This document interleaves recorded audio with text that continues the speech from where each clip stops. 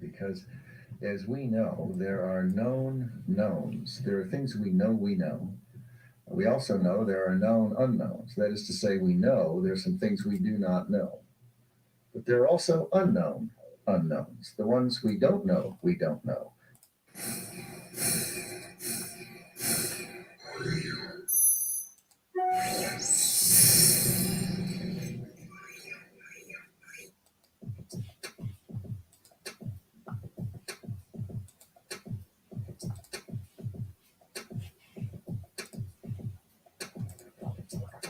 Yes, yes, yes. It's the Raphael Dawkins with the Combat Radio. And we are live. Okay, let's fix the screen. Let's get the screen right. No. Yes. You're in tune to Boxing Talk with Raphie. What number are we on? What number are we on? Let me do some checks. Let's find out.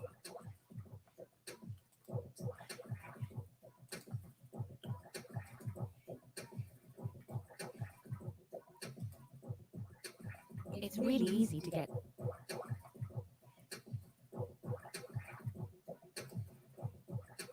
Okay, let's have a listen. Let's drop the music. And let's check the sound.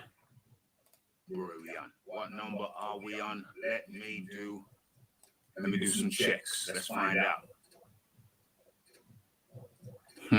Okay. The music is very low.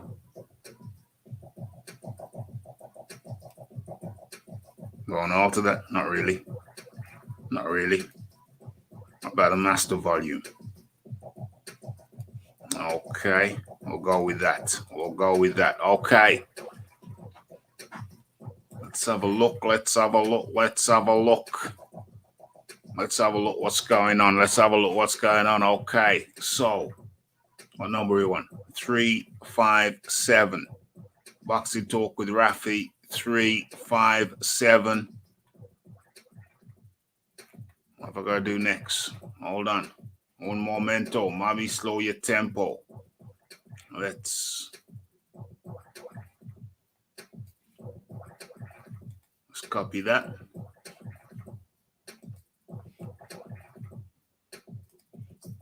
Let's drop it in there.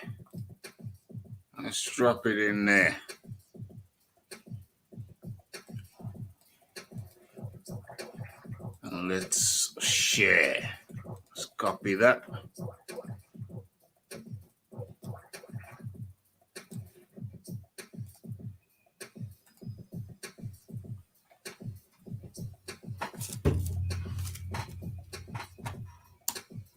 Boom. Okay, we good. What else have I got to do? What else have I got to do? We got a lot to get through. Tonight, today, this afternoon, whatever your time zone is. Got a lot of things to talk about. A lot of things to share. Okay. Let's bung that in like so.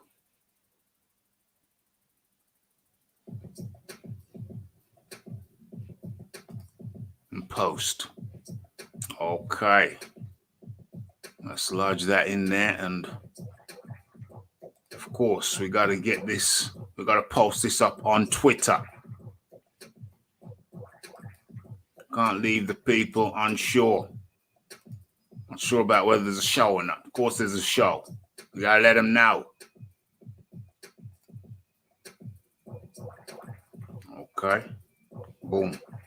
Okay. I think that's the fastest I've ever posted all of that stuff. Okay. I think we're good now. Slap. Slap.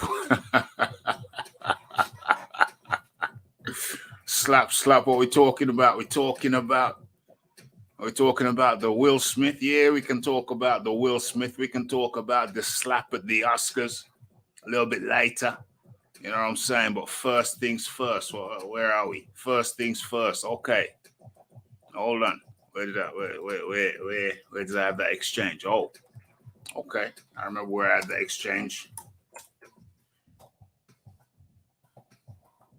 I remember where I had that exchange. Okay, let's go over there. Oh no. Oh no. Okay. All right. You asked for it. You asked for it. I shall deliver.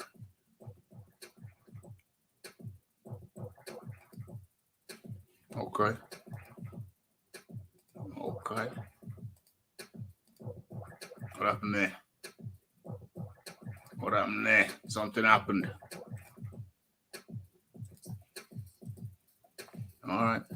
You asked for it. You asked for. Hold on. I want to make it full screen. Can we make it full screen, or can we not? Maybe we can't. Maybe it's just this is just the way it is. This is just the way it is. Okay, what's going on? What's going on? Okay, let's do the roll call. Philip Carl Roberts up in the building. Yes. Okay, Fight Doctor set the tone. He said he wanted to talk about it. He want people to see it. Okay, so we'll bring it up real smooth like. No, what's going on?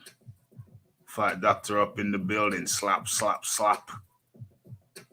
Chris Rock got a chin though. He got a chin though. Okay, so for people who don't know, Chris Rock got slapped. Where did I see it originally? Was it on Instagram? Let me stop sharing.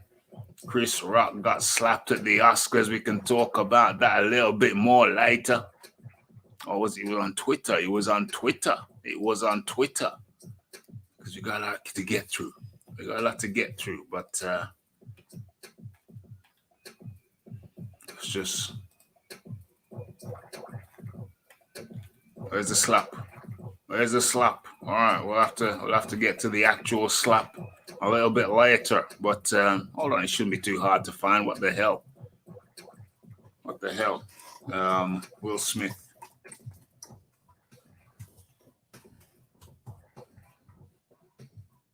Slap.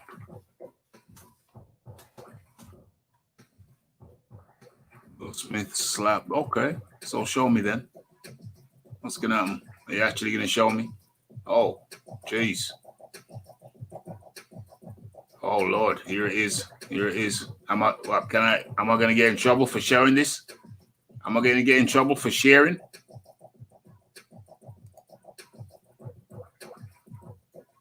Share the screen.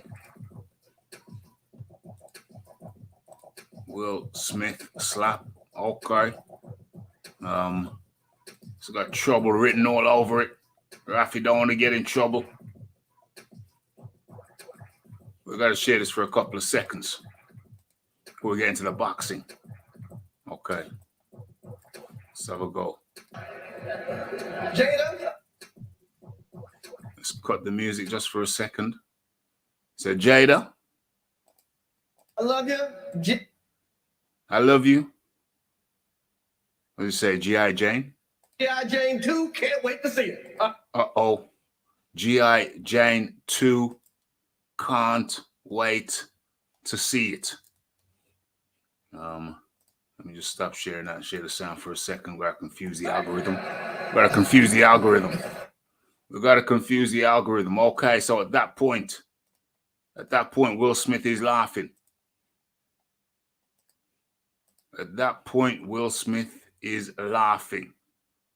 Jada rolls her eyes. She rolls the eyeballs. Let me show you the eyeball roll. Oh dear. Okay. And it's at that point when things got slightly awkward. Bruce goes up in the building. The Malcolm Marcel up in the building. Okay. So this is at the Oscars. I normally don't keep in touch with this kind of shizzle, but this was all over the place. Even the Raphie found out about it. Okay.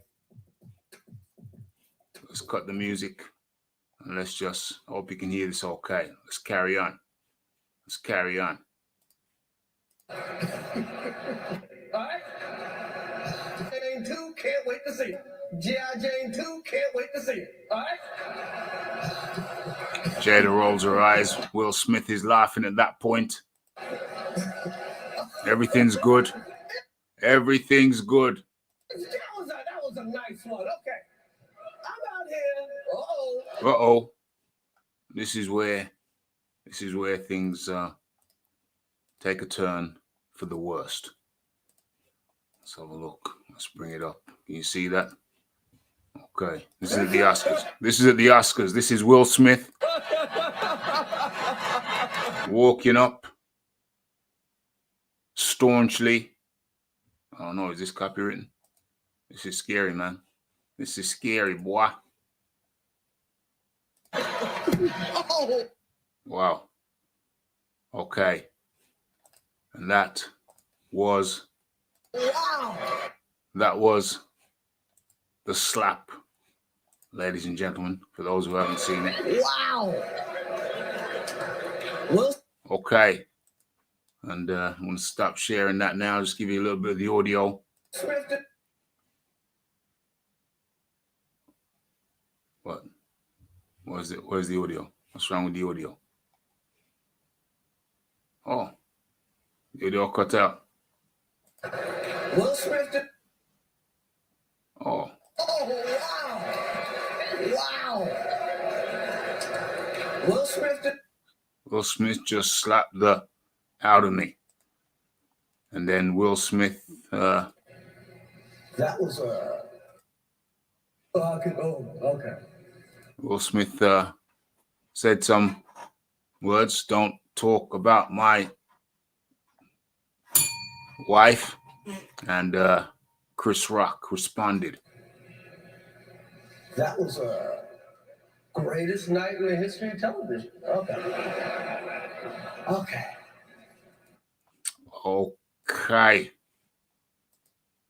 I think I have to show you the expression. I'll show you the expression.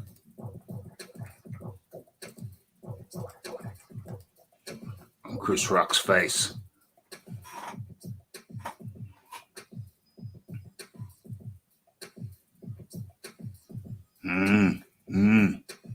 Will was laughing until his wife gave him that look. Well, she kind of rolled her eyes.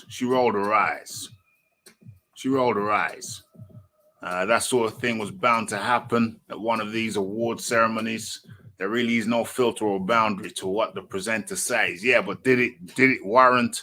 Did it deserve a slap? You know what? That's the first poll before we get into the boxing stuff. That's going to be the first poll of the evening. Okay. Did his name? Chris Rock.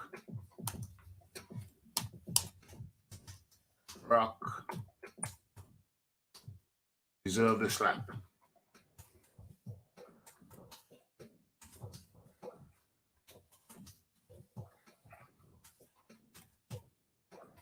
Did Chris Rock deserve a slap? Just gonna keep it yes or no. Boom. You're just gonna keep it yes or no. No halfway house. No halfway measures. Just keeping it. We're just keeping it yes or no.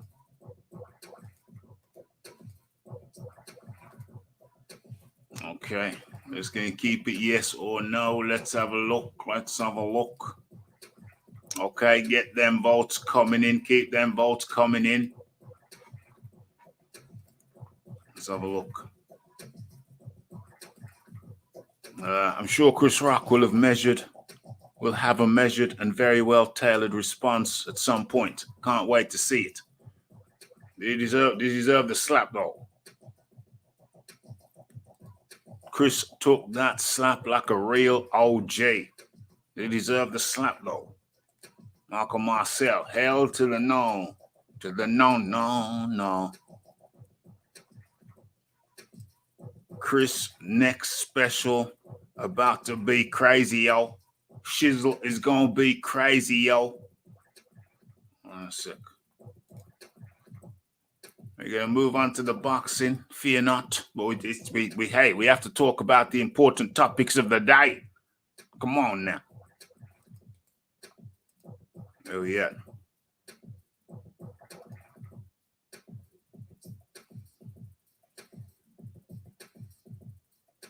Well, took it on the chin. Certainly took it on the chin.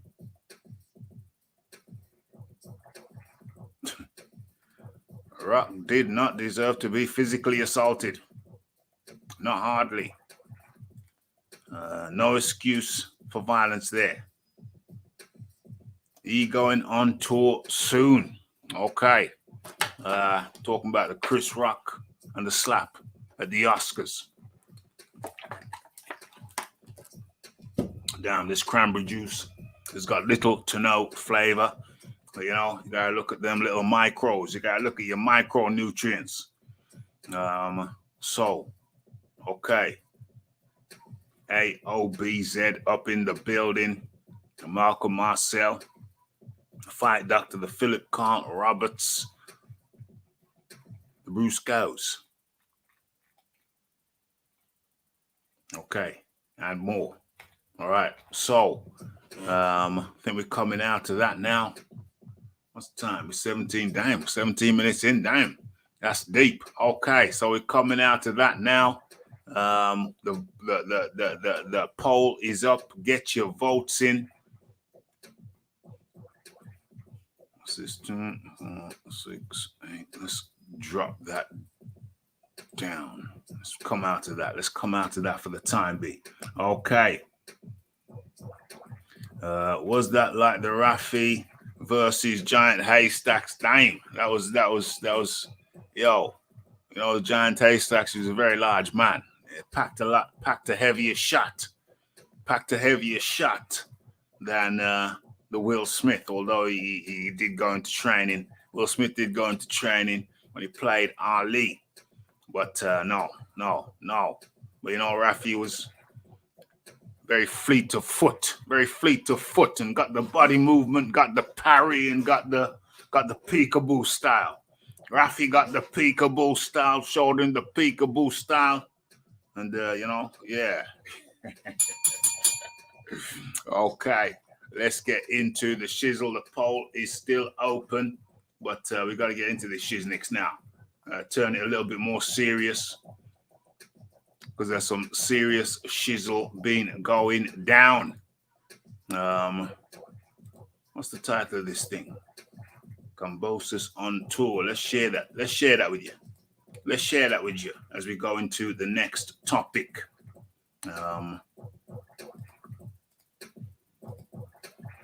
Let's do this. Okay. How'd that look?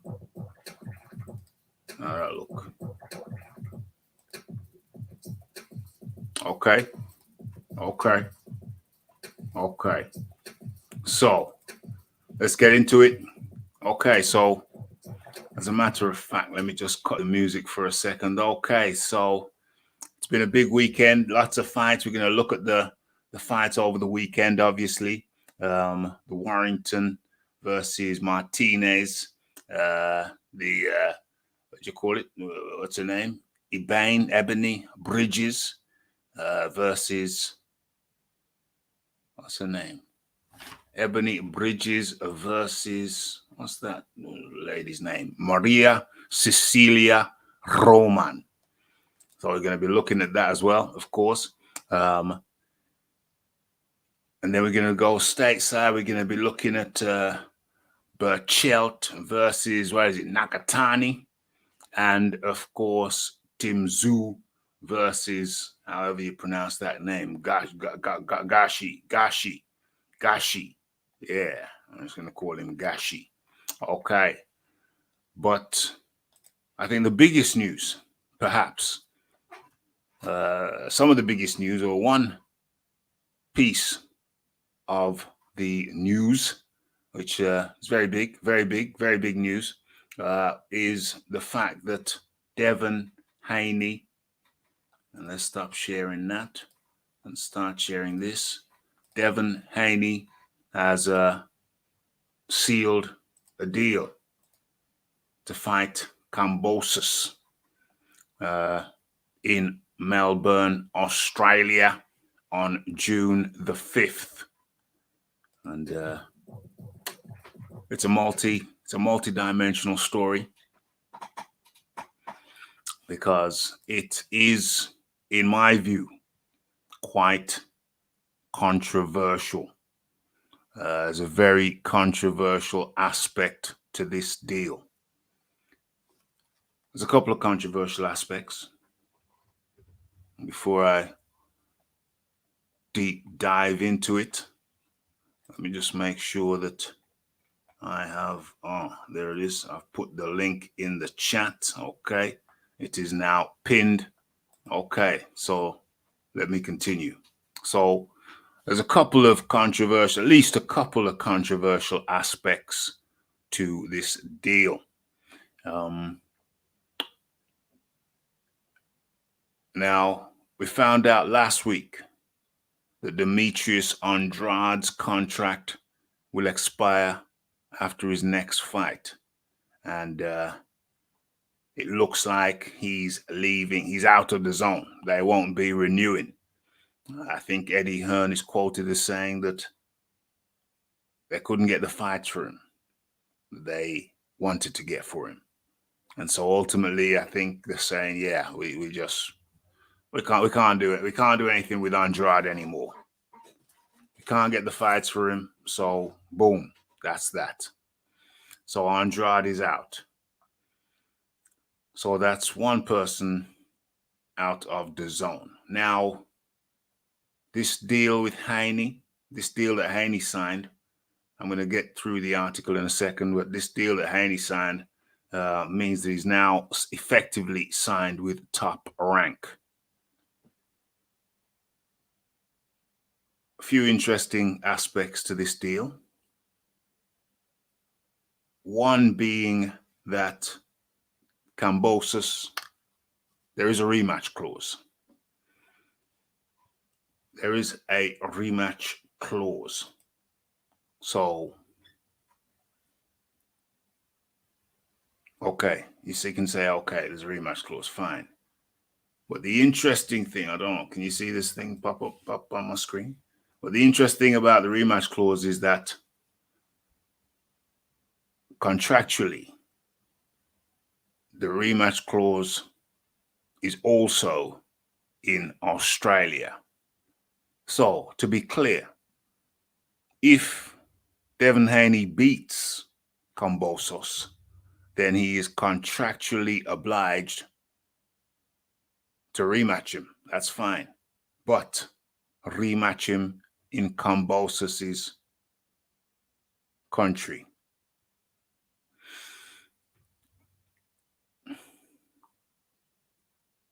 Now, people say, well, hey, I mean, you know, I see people kind of poo-poo and says, no, it's a good deal. No, it's okay. Certain people say, no, it's a good deal. No, it's okay. But to be obliged to rematch the man you just beat in his own country again. So you fought him in his own country the first time. And then the second time, you got to go back. If you beat him, you got to go back and fight him in his own country again. Pardon me, but that seems slightly preposterous. Slightly preposterous. Now, let's look at recent history. Okay, I think I'm ready for the music again. Let's look at recent history. We had Anthony Joshua fight Andy Ruiz, Andreas the Pons Ruiz in Madison Square Gardens. That's That's Ruiz's country, America. His place of birth. Okay, so it's in America. That was the first fight. Joshua lost, and Ruiz was tied into a rematch at the place, at the destination, at the choosing of the team Joshua. Okay, so it was thought that the rematch would occur in the UK, England, or Wales. Andreas the Punch Ruiz kicked up a fuss and said, "We're on the A side now." Quite laughable. It's funny. I laughed. It was funny. But he kicked up a sufficient fuss that he said he wouldn't fight in the UK. He wasn't going to fight in the UK. Bearing in mind, Joshua fought him in the US of A. But okay, never mind. Long story short, they ended up fighting in, was it Saudi Arabia? Saudi Arabia. Daria. Okay, fine. But now Devin Haney, was he strong-armed? Was Devin Haney strong-armed to acquiesce to these outrageous demands? Is the demand for the rematch in Australia outrageous? I think we're going to have lots of polls tonight. It's going to be very poll heavy tonight. Okay, I'm going to end it there. I'm going to end the previous poll there so we can get another poll in.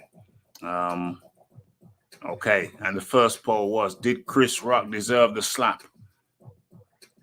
11% said yes. 89% said no. Okay, so 89% of respondents said no. That was not deserved. Okay, so let me see. Let me see it appear in the chat. I've closed it, so it should appear now, theoretically. Okay, there it is. Let me just copy and paste that. Okay. So let me put that in there. So it's, did Chris Rock deserve the slap? Let me just fix that up.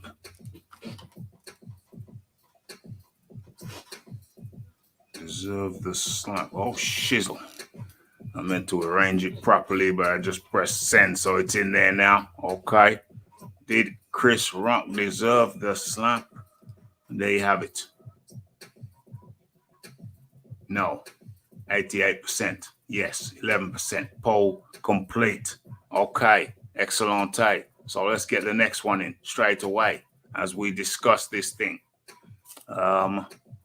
Is it, yes, let me ask you, is it unfair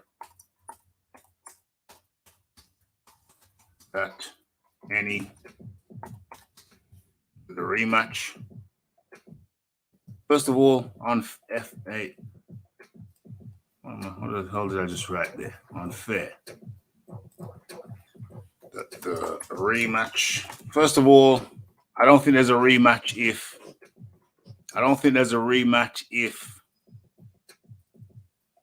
yeah, I'll leave that up there. If Kambosos wins. I don't think there's a rematch if Kambosos wins. There's only a rematch if Kambosos loses. Is it, hold on, is it fair? Let me say, is it fair? You have to word these things fairly. Is it fair that the Kambosos rematch also takes place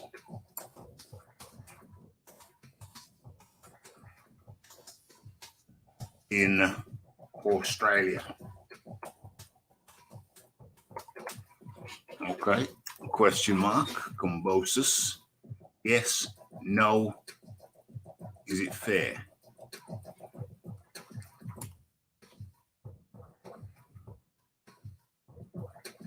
Boom. Boom. Okay. What's going on in the chat? Boom. Boom. Boom. Boom.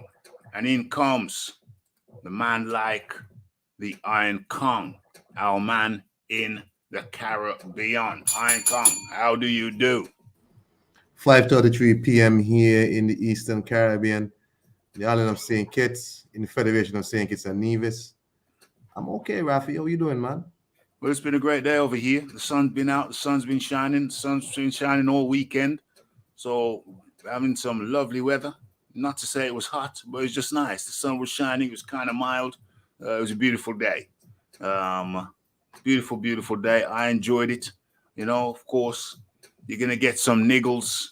You know, you're going to get some little irritations along the way. But hey, that's part of life. That's part of life. You're going to get some irritations from time to time.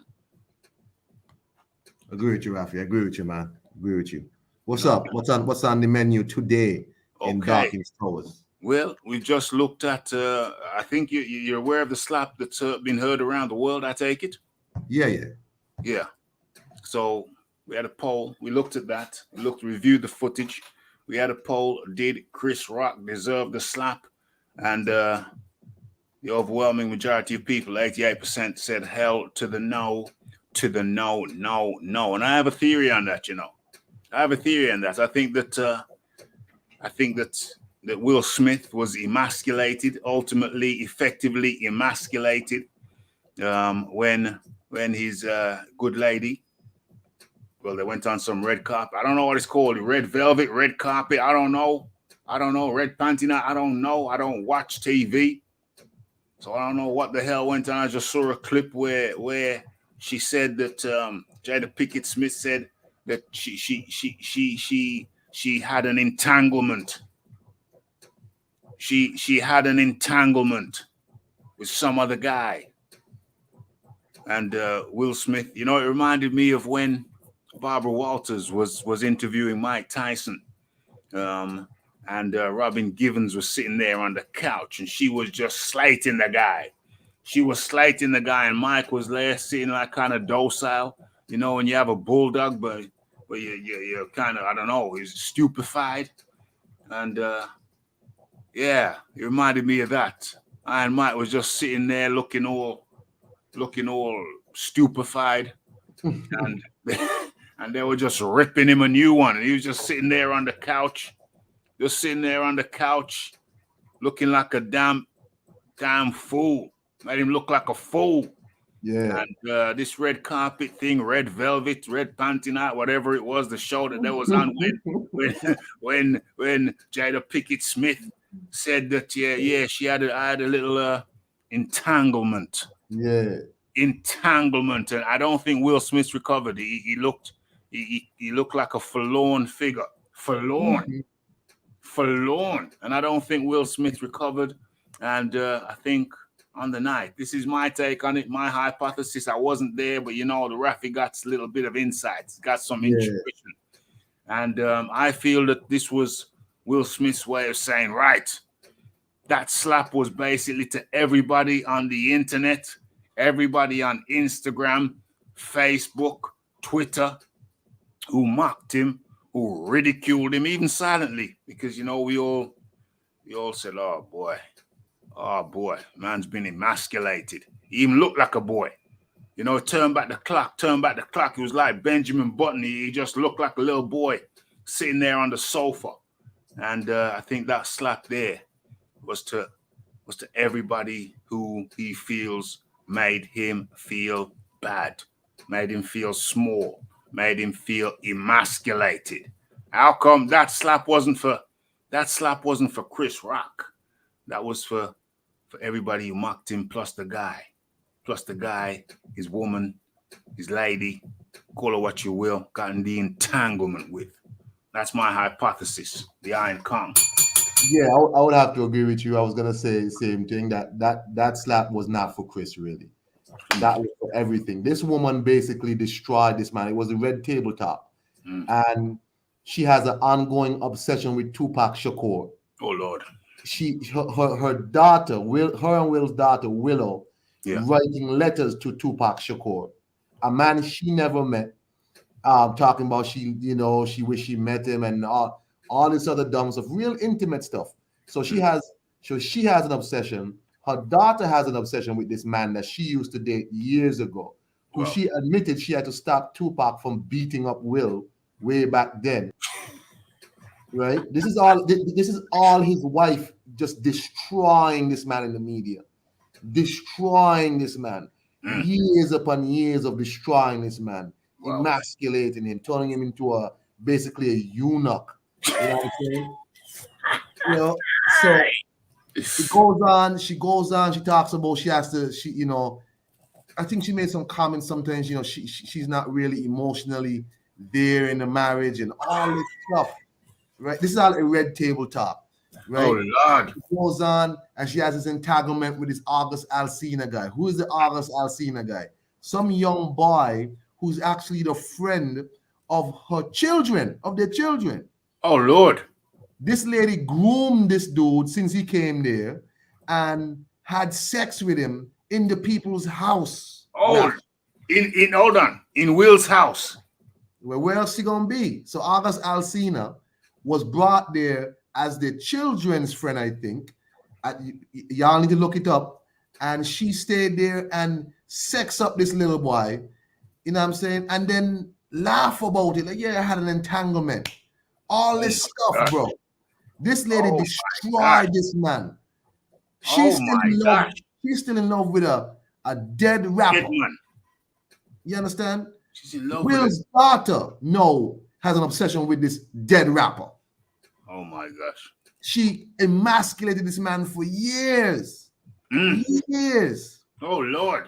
Remember when she brought Will on the show and pretty much broke him down right on the show? Kill this man. On the show, and Will made that ugly face, that oh my God, I can't believe this face. You know what I'm saying? I can't believe she's doing this to me. This is a perfect example of when old people tell me back here, listen here, you gotta love who love you. Yes. You know what I'm saying? Yes. Don't go after people who you love. Love who love you. 100%. Jada don't love now like Will, but he was like Jada Pinkett Smith. I gotta get that. I gotta lock it down.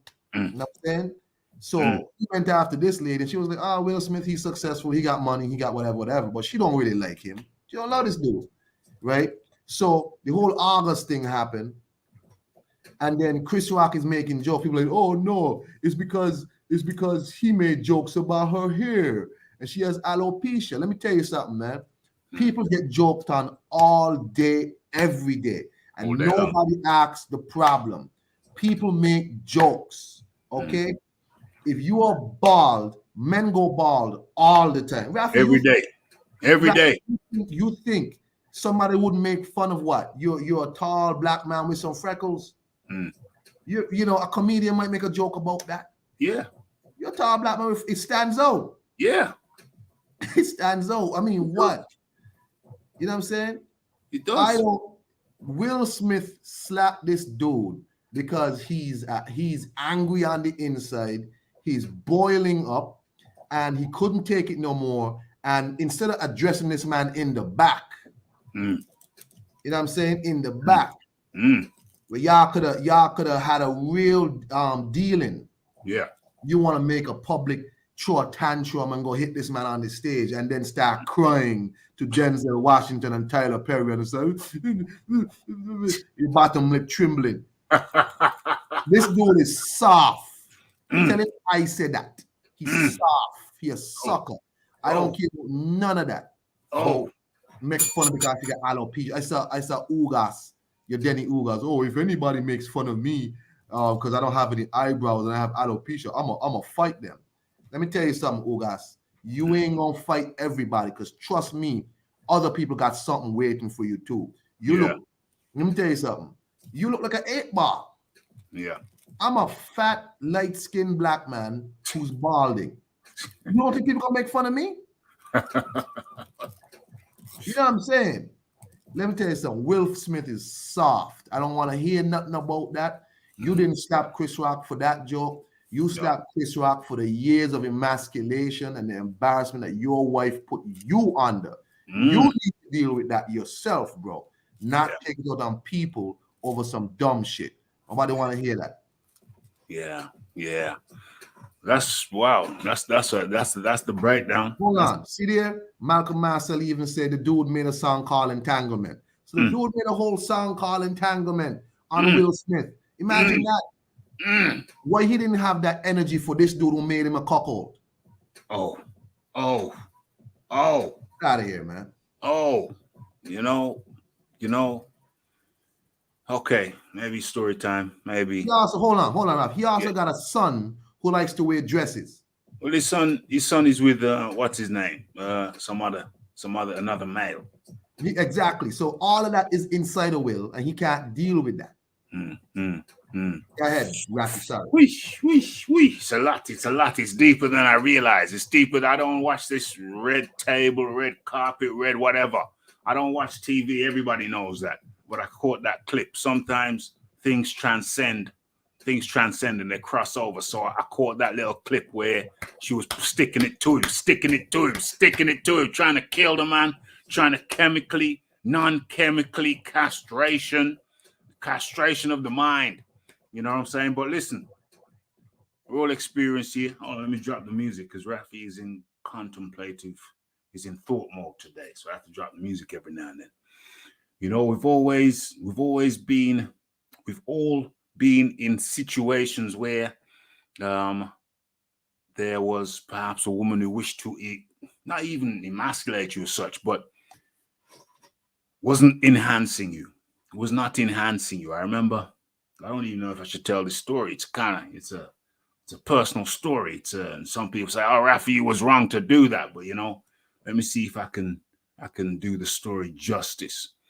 I remember back in the day, Raphie was a young guy, and he used to date this girl, and this girl used to live the other side of the country. She came down from the north to work. Yeah, because she had some friends, and the father of the friends is a big businessman, and he had, work. So she came down to work. We linked up, and she was living with them two girls, but they were mistreating her, and the Raphie had a space. It's a long time ago. The Raphie had a space. So this is the original Dawkins Towers. This was before pre-Dawkins Towers days. So, this was a long time ago, pre-Dawkins Towers days, So the Raphie said, okay, the Raphie rescued her. The Raphie was the knight in the story. He rescued her from her situation, her plight. Oh, magnanimous of you. Yes, absolutely. So rescued her from her plight. And, she was living quite happily with the Raphie. But, she used to go back home. And her home was many, many, many, many miles away from the Raphie's home, pre-Dawkins Towers. And there got to be a point where I thought to myself, because the father might not be too responsive to the Raphie for certain factors. So I didn't go there. I was happy to let her go home and, reassociate with the family and then come for a weekend every now and then. It's cool whenever cool. But then the Raphie got a hunch. Said, hold on. Suppose something's going on up there and you don't know about it. Plus, I knew that she was established now, and it was coming up for the time for me to, just let her fly. The time was coming, I could tell. But I had this thought, suppose that the girl is not being true 100% to the Raphie. And, to protect myself, I had to take measures. There's more than one lady who worked in the workplace, and it was Christmas time, and she was up north, and Raphie was down here, and it was Christmas time, and one of the ladies very nubile lady at the workplace said, "Hey, Raphie, why don't you stop on in, and for a hot chocolate?" And just to protect himself, the Raphie had to go in for the go visit the lady who offered him the hot chocolate. And so if at any point in the future it turned out that Cinderella was not true, the Raphie had insured himself. No emasculation was possible. Raphie had insurance in the form of a very nice and very warm hot chocolate. So what I'm saying is, Kong, what I'm saying is, Yeah, what you say? what I'm saying is there's a way to protect oneself. You protect yourself. You protect your masculinity. Mm-hmm. You know what I mean? You protect your masculinity. You don't do things that are gonna harm or diminish your status or standing in the home. You protect yourself. You make certain moves. You make sure you're protected. I'm not going to spell it out any further than that. But Will didn't protect himself. He's acting like a sap. And when you do that, the woman senses that she can use and abuse you. But if you do it the Raphie way, and you protect yourself, and you make sure that you do certain moves that will enhance you, you're not going to be low on anything. You're going to be enhanced. Now you see now. Salute to Raphie. Hit that like button and subscribe if you're new to the channel. Hell yes. How you doing, my friend? Good to have you up in here. Coach Malachi. Sounds like Raphie found an excuse. No, it was not an excuse, my friend. Now let's talk about this sensibly and seriously. The Raphie had a hunch. That Cinderella might not be 100%. She was only 99%. Out of sight, maybe out of mind. You never know. I don't think so. But you never know. I had a hunch. So I had to follow. The Raphie had to follow his instincts. And he had to do something. He had to make a maneuver. Or a series of maneuvers. He had to make a maneuver that would mean that whatever happened, if some revelation came out that when she was up north, something went down, it wouldn't matter to me because I did what I needed to do to make sure that my feelings and emotions were untouchable. Untouchable. So I had to make a maneuver, or a series of maneuvers. One thing, storytelling with Raphie is always interesting. There's never a time when a Raphie story is dull. You probably live like 3 different lives already. Kong, if I told you how many jobs I've had, how many different parts of the country I've operated in,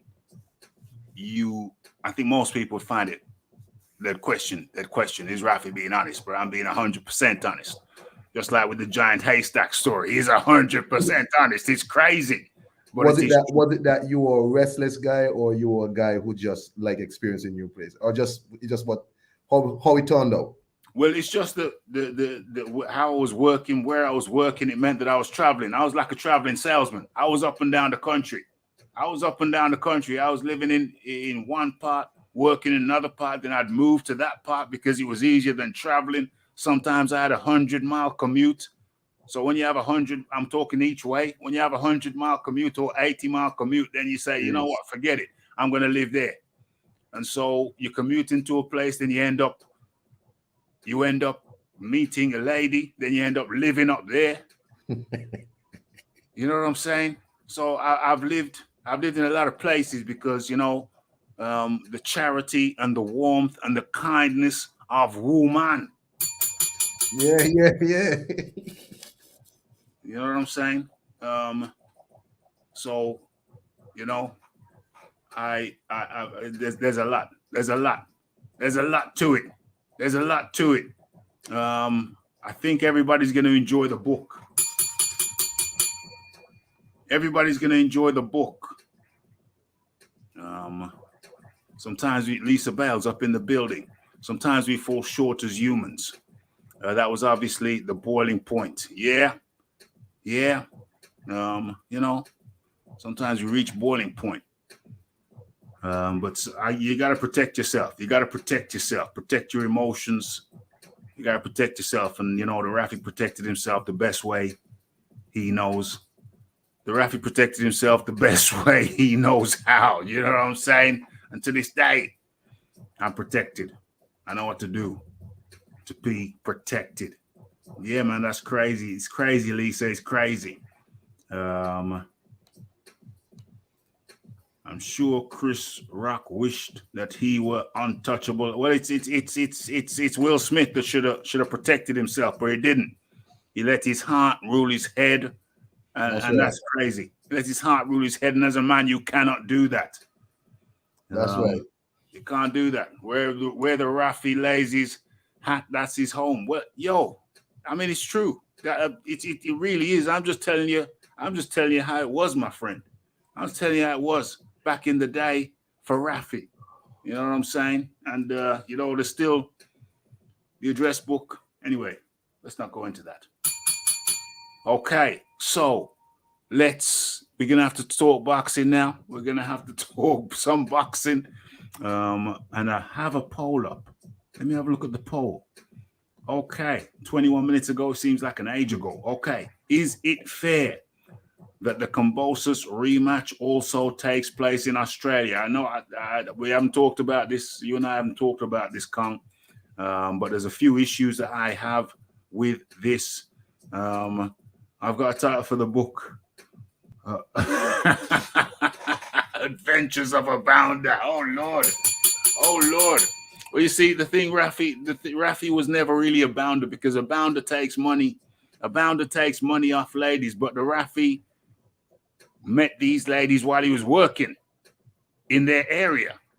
You know what I'm saying? So I didn't need their money. Not at all. Not at all. You know what I'm saying? You know, once Raphie moved in, Raphie chipped in. You know what I'm saying? Once Raphie moved in, Raphie chip in. So, yeah, man, it's kind of different. But I hear what you're saying. So, yeah, we haven't talked about this, Kong. Let me kill the music again, because I'm in contemplative mood. So there's a few issues I have with this, this Kambosos Haney situation. Now, it seems like Haney has had to sell his soul to the devil, because he's got the fight with Kambosos, so that's good. We give that a thumbs up. And it's in Australia, fine. We give that a thumbs up, fine. You got to travel sometimes. The problem is that, the poll's there. Let me. What I'm going to do with the poll? Is it fair? Is it fair that the Kambosos rematch also takes place in Australia? I'm going to kill the poll right now. 27% of people said it's fair that the rematch is in Australia, but 73% say no, it is not fair. So I fall undecided. It is not fair that the rematch also takes place in Australia. We looked at what happened. We looked at what happened with the Joshua Ruiz situation. Joshua went to America to fight Ruiz. Then when Ruiz won, he was contractually obliged to fight wherever the Joshua side said, because, you know, as stipulated in the contract. However, he kicked up a stink and said he didn't want to fight in the UK. Fine. They went and fought in Saudi Arabia, Doria. Fine. But in this situation here, if Devin Haney wins, he's got to go back to Australia. So he's got to fight the man in his home country. And then if he wins, well, if he loses, that's it. It's all over. Fine. See ya. If he wins, he has to go back and fight the man in Australia again. And then on top of that, what's the other element? The other element is Let's deal with that for the time being. Let's deal with that for the other element. I'll throw it in now. The other element is that he's also contractually obliged if he wins those two fights in Australia. He's contractually obliged to fight Lomachenko. Now, hold on. That's cool if you want to do it, and he probably wanted to do it anyway. Smash that like button, hit that subscribe button, hit the share button. He'd probably want to do it anyway, but he's contractually obliged then to fight Lomachenko. So to get one fight, he's got to tie himself up with the top rank for 3 fights. This seems like something out of the Dark Ages, out of Charles Dickens. You've got to sign up to an organization for 3 fights to get 1 fight. Now, excuse me, but is this not preposterous? Is this not outrageous? The Iron Kong. Sorry, I thought I was on mute.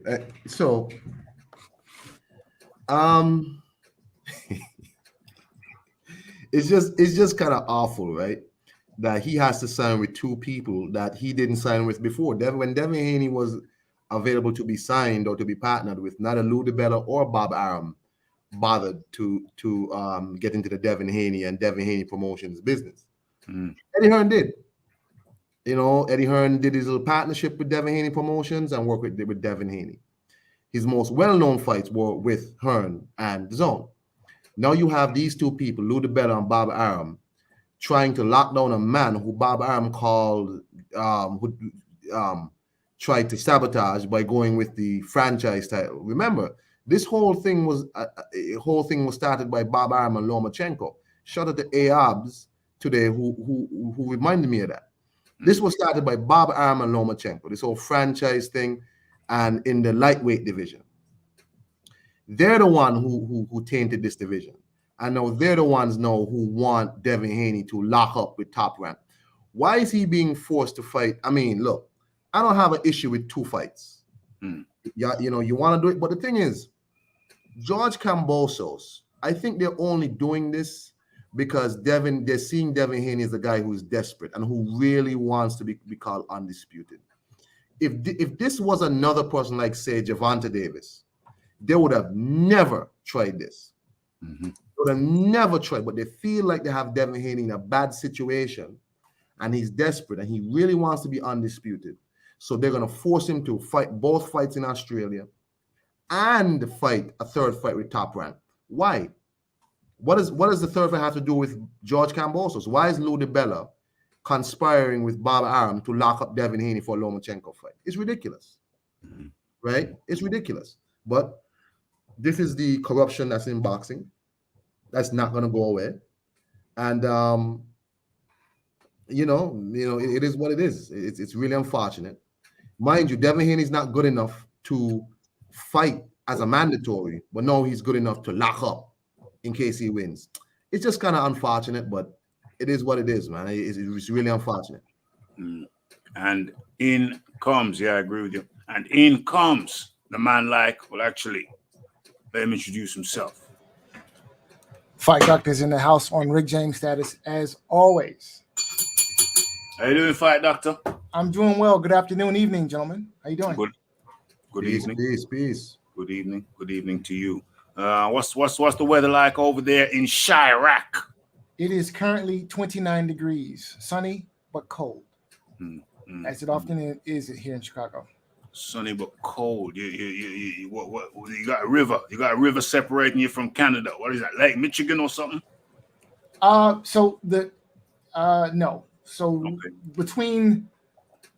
So Illinois does not have a border with Canada. Wisconsin does. So Wisconsin is the state immediately north of Illinois, and I think Wisconsin has a border with Canada, but we don't. Oh, haven't you got a river that runs through? So I think that's Detroit. So there's a river that separates Detroit from Canada. Oh, okay. Yeah. Detroit, and you're in Chicago. Okay, that's good. Okay, talk to me. Start where you want to start. You can start with the slap, or you can start with the slap. Start with the slap, and then go to this strong arm business. I think Chris Rock needs to work on his defense. He took That's it the first thing. He took it like a. But anyway, carry on. But I think that he handled it very professionally, and I think ultimately Will Smith did not do himself any favors, and whatever he hoped to accomplish, he accomplished the opposite. Because the one thing about Chris Rock is he has a mouthpiece, and now Will Smith has given him license to use it, and to use it in a very malicious way, which is what I suspect is going to happen. And when you're Will Smith and you have the colored checkered past of a Will Smith with regard to his domestic situation, going up on stage and slapping people for a dry and not even malicious joke about your wife is not how you should conduct yourself. Okay, let me be clear for people who don't know. Chris Rock made a joke referring to Jada Pickett's short hair. He said, "Yeah, I look forward to seeing you in G.I. Jane 2." So that was in reference to a short hair. I don't know if that warrants. I don't know if that warrants that level of aggression. But anyway, you carry on, Fight Doctor. Yeah, I mean, listen. If you're Will Smith, and you are, if not the highest paid actor in Hollywood, one of them, right? You're an A-list actor. So you're making more money than anyone else in the room. And you're sitting on the front row at, a major award ceremony for the industry. And one of the premier comedians in the world is hosting the show. You're on the front row. Well, what do you think is supposed to happen? Right? Chris Rock is a comedian. This is what he gets paid to do, talk about people. Yeah. And you are one of the most popular people in the world. So what do you think he's supposed to do? And she didn't look bad. I mean, if she looked bad, Jada, some women look good with short hair, and she looks good with short hair. Right. It's not like she was a victim of some kind of serious life-threatening illness. That would be a different matter. She's just got some hair patches missing, and she's cut her hair down short, and she looks good. Exactly. So I don't see why that required the level of aggression. But anyway, I think that I've given my view on the real reason for his aggression. Kong's given his view for the real reason for his aggression, and he a hoe. Yeah, well, he let a woman emasculate him, let him feel small. Your woman should uplift you. If you're wrong, she'll tell you that you're wrong, but she'll do it in such a way she can just be straightforward and say, "Hey, you're wrong," and that's cool. That's cool, But she shouldn't really be trying to emasculate you, and certainly not. It's just, and what she did. You see, Will. The only way to counter what she did is just to be an animal and say, "Well, hey, I got no issue with you doing what you do because I do it 10 times harder." You know what I'm saying? I do it 10 times harder.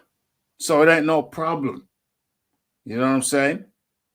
But it's kind of weird. The whole thing with the August kid is weird. It looks like it might have been some kind of grooming. But that's on her. So, we'll just move some pieces wrong on the chessboard. You just move some pieces wrong on the chessboard. Even now, the situation, he can get it back. He can get it back. He can change his position. He can reverse his position. It's very doable. Will Smith, if you want to know how to do it, just email me. Yeah, well, listen, I think that he's picked a fight with the wrong person, because Chris Rock again, he has a mouthpiece. Mm. And Will Smith's actions last night have given him warrant, in my mind, to unleash his full fury on Will Smith and his wife and their very checkered past. Yeah. You know, normally you wouldn't joke about somebody's troubled marriage, Mm. but in this context and in this instance, I think you have to go there. If I'm Chris Rock, I'm going there, and I'm going to be particularly malicious when I go there. And I don't think there's going to be much room for criticism when I go there. Given the context. But having said that, and all that negative energy, I'd like to, turn the page on that because that's just stupid. In terms of Kambosos and Devin Haney, look, this isn't the first time that somebody has got screwed dealing in the business of boxing. We can look at Tyson Fury, Dillian White, 80-20. That's ridiculous. I mean, let's be honest. That's just ridiculous. 80-20? Really? Outrageous.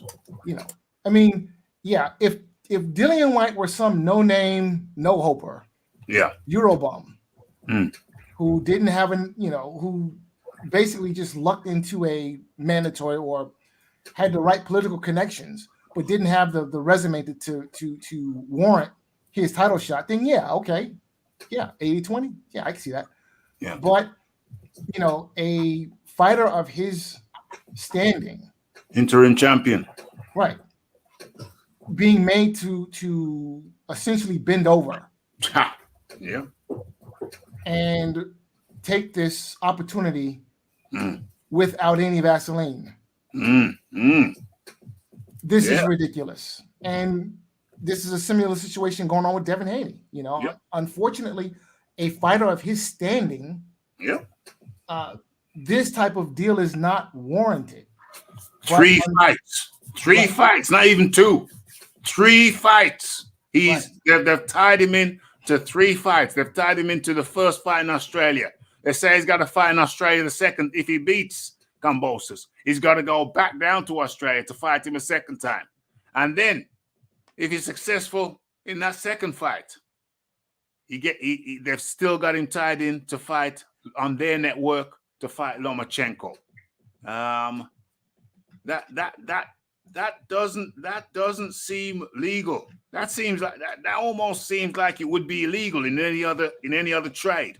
But Raphie, you know what's really disappointing, and why I always say boxing doesn't actually have any real media people. Not one of these media people call this out. Not one of these media people said this is strange. Like, this is real. Instead, they're applauding it. Yeah. They're saying it's a wonderful move by them. Nobody's saying, why is Devin Haney being forced to sign this strange contract? This is ridiculous. What is this nonsense? What is it? You know what I'm saying? Because boxing does not have true media people like other sports where they actually cover the sport in a quote unquote balanced way, where you have people who actually do research. This is when you hear, you're saying, okay, cool, you want 2 fights with Kambosos, but why both in Australia?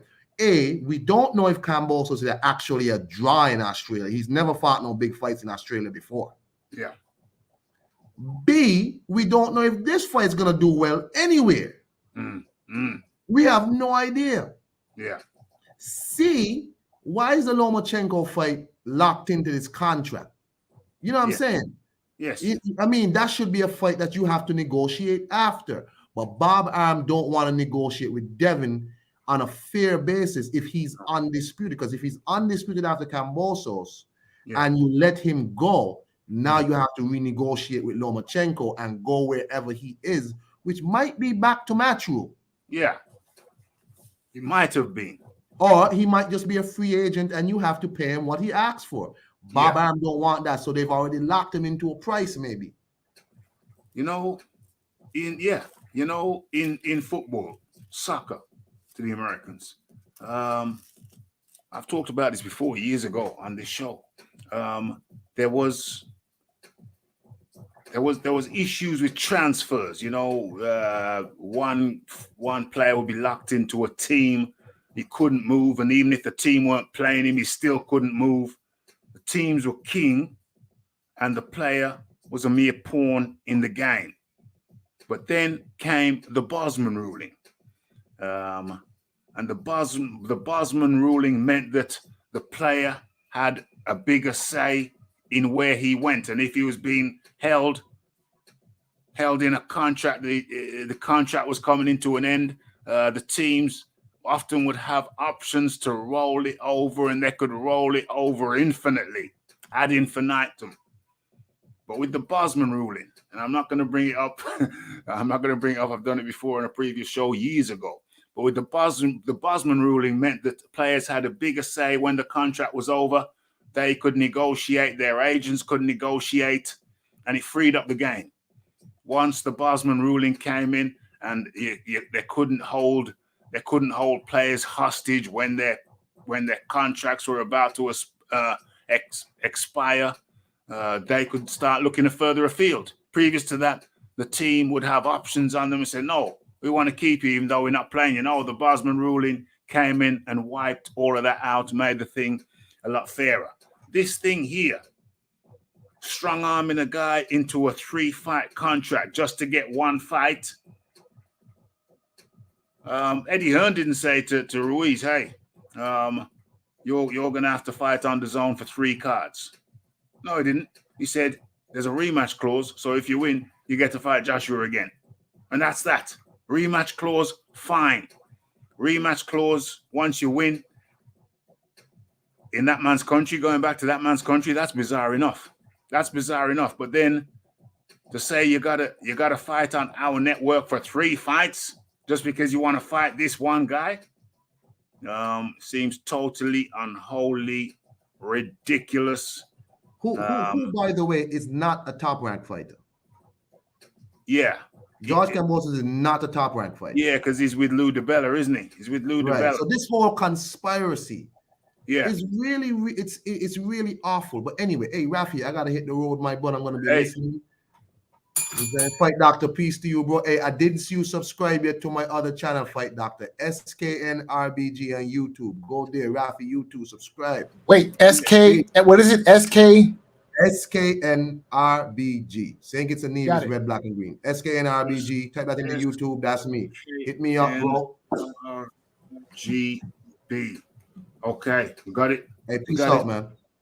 That was the Iron Kong. Much appreciation goes out to the Iron Kong for taking time out of his day to drop in and share his thoughts and observations. Let me have a look at some of the comments. Here. Has to go in. Let's have a look. Hey, OBZ, the only people calling it out is the Boxing Voice, and they are not real media. The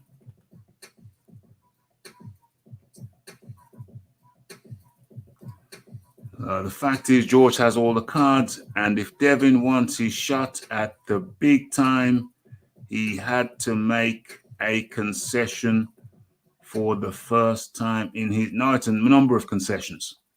It's a number of concessions. He's got to sign over to Top Rank. To fight a fighter who is not even a Top Rank fighter. How you like that? He's got to sign to Top Rank to fight a fighter who is not even a Top Rank fighter. I understand a concession or two. But he's making all the concessions. He's making all the concessions.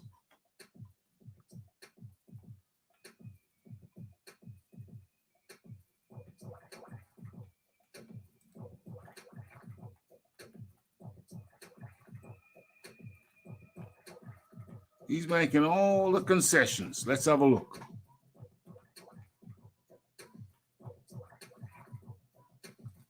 There are pros and cons to being a free agent. You can go where you want, but promoters will try and rope you into multi-fight deals. Well, that's certainly what's happened here.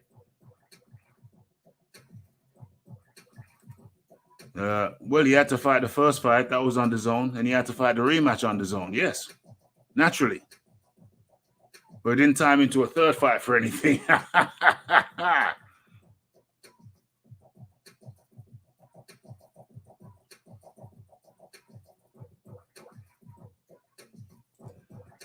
AJ locks in a rematch, but fighters get 2 career-high paydays. Haney probably taking a pay cut for his biggest fight. Yeah, that too.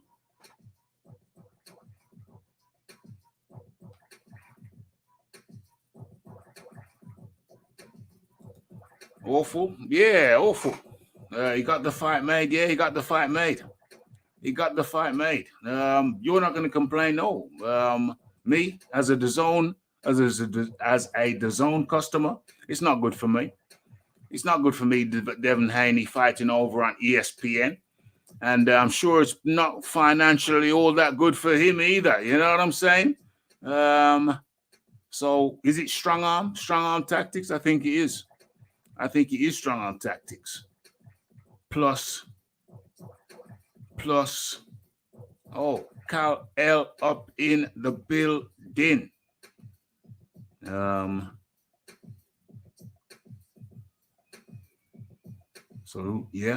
So it's going over to ESPN. So ESPN on a personal level for us over here in the UK. Those cards, they're tricky to get. What was the last ESPN card? Who showed it over here? That was what? Fight TV. So that's another subscription. That's another subscription. So that ain't good for us over here. And Devin Haney probably taking a pay cut with them over there on ESPN. So to me, he's been strong-armed tactics. So in a lot of industries that would probably be it's shady already. Might be illegal in some industries. Yeah. The fight doctor. So there is an upside for Team Haney, for Devin Haney in particular, which is this, right?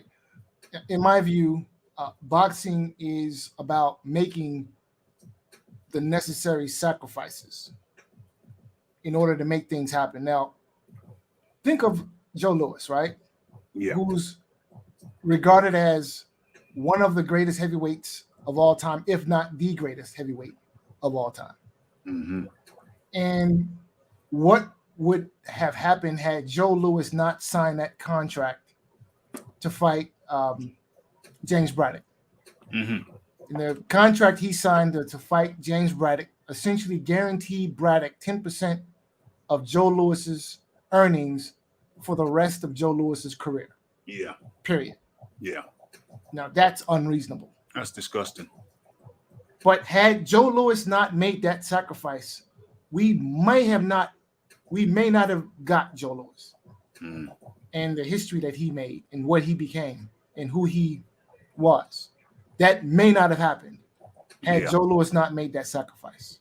You know, and I suspect that part of the motivation that he found to be as great as he was is probably due to having to make those types of sacrifices. I mean, this is unreasonable. I got to give you 10% of my earnings for the rest of my career just to get a title shot? Really? Who does that? Yeah. When has anybody been subject to this type of, this type of condition? That is, I can't think of the word to describe how repugnant and how undignified. That's what do you call that? That's extortion. It was, yeah, and all because America still had the sour taste in its mouth Jack Johnson. from Jack Johnson and his shenanigans.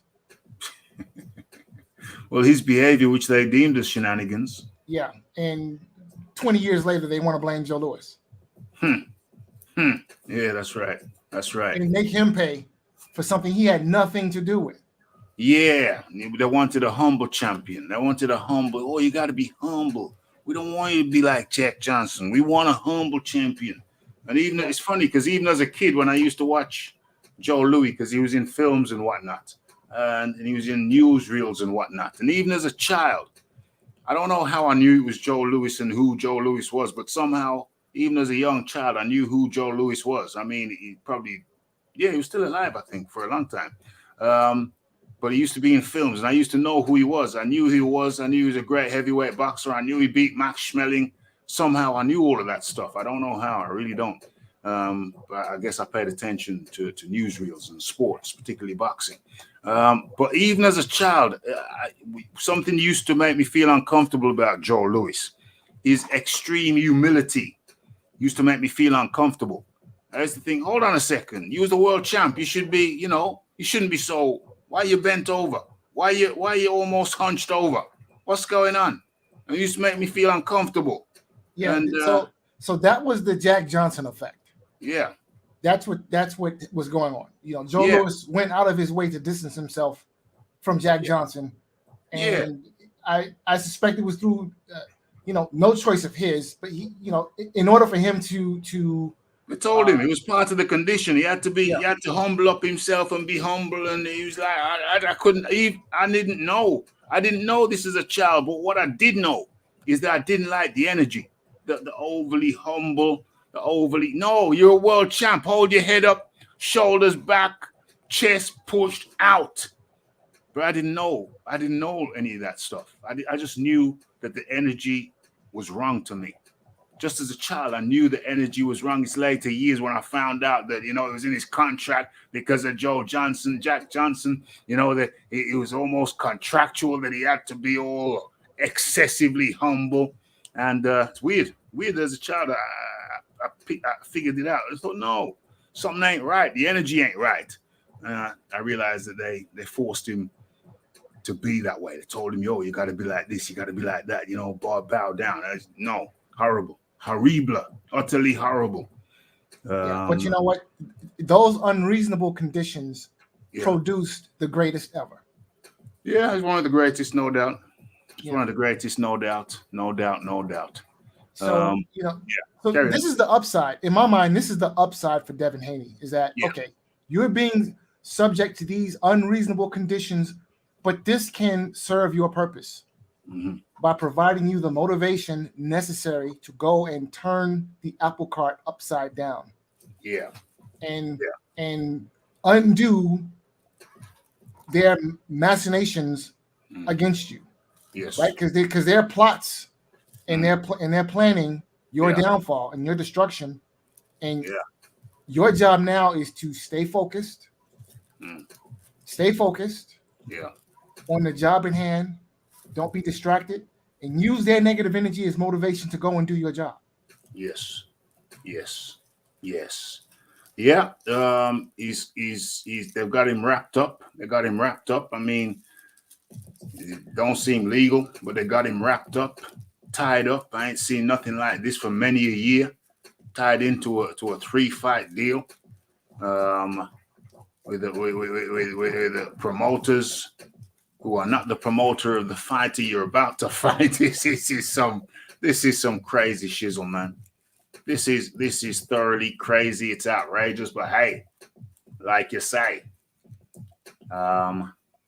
he just wanted to secure the situation. He wants to be undisputed, and so he's prepared to go through this crazy situation where he's been tied up like a mummy.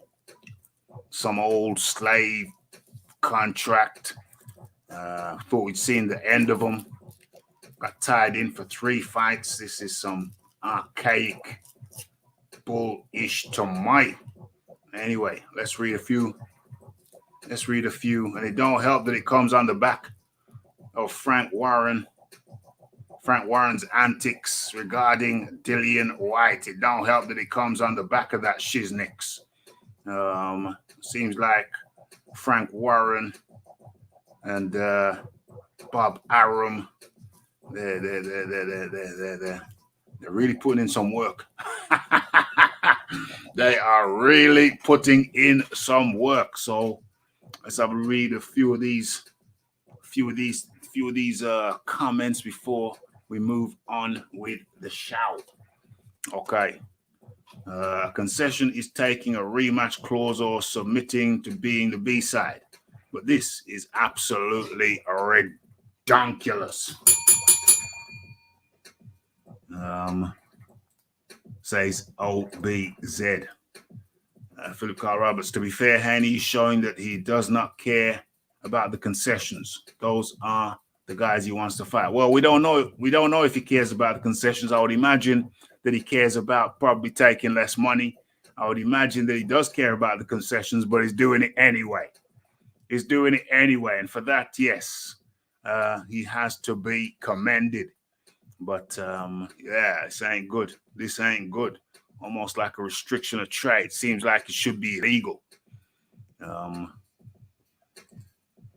Arum truly knows how to get around loopholes with the help of DeBella. Yeah, 100%. 100%. Listen, I'm happy we're getting undisputed, but I'm calling it how I see it. It ain't right. It certainly is not right. I don't think it's right at all.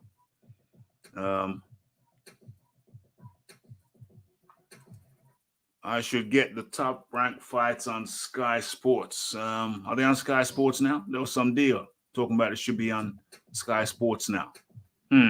Yeah, that's a good point. Should be on Sky Sports now. What's this? Nobody forced Devin to sign. He wants his shot at undisputed. He needed to do whatever it took. And kudos to him for taking this opportunity. Well, yeah, you're taking the opportunity. Take it. It's a strong arm, though. It's a strong arm, though. You're stringing it out. You want to fight this guy who's not even on top rank is with Lou DeBella. And then the rematch is in Australia. And then he's tied in for a third fight. It's a liberty. It's an absolute liberty. But yeah, sometimes, like the fight doctor said, you go with it anyway. You go with it anyway. So yeah, he's gone with it. It's a strong arm. They had him in a bad place on the chessboard. He's gone with it. Cool. Sky Sports made a deal with Top Rank after Hearn left Sky.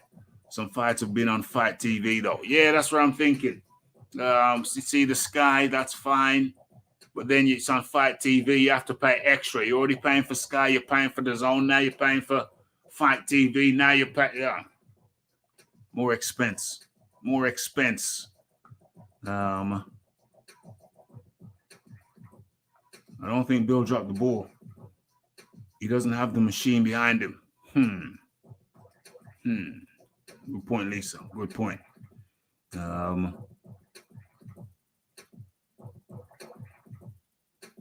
When I was growing up, Joe Louis was a legend and still talked about. Yeah, it still is a legend. Still is a legend. If Haney is unhappy, he can use that as fuel to stick it to these promoters and beat Kambosos twice. Yeah, that's what we have to do.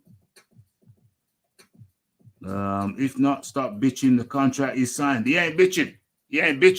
And we ain't bitching either. We're talking about how unfair it is to be tied in for 3 fights when the fighter ain't even on the damn promotion that you're signing to.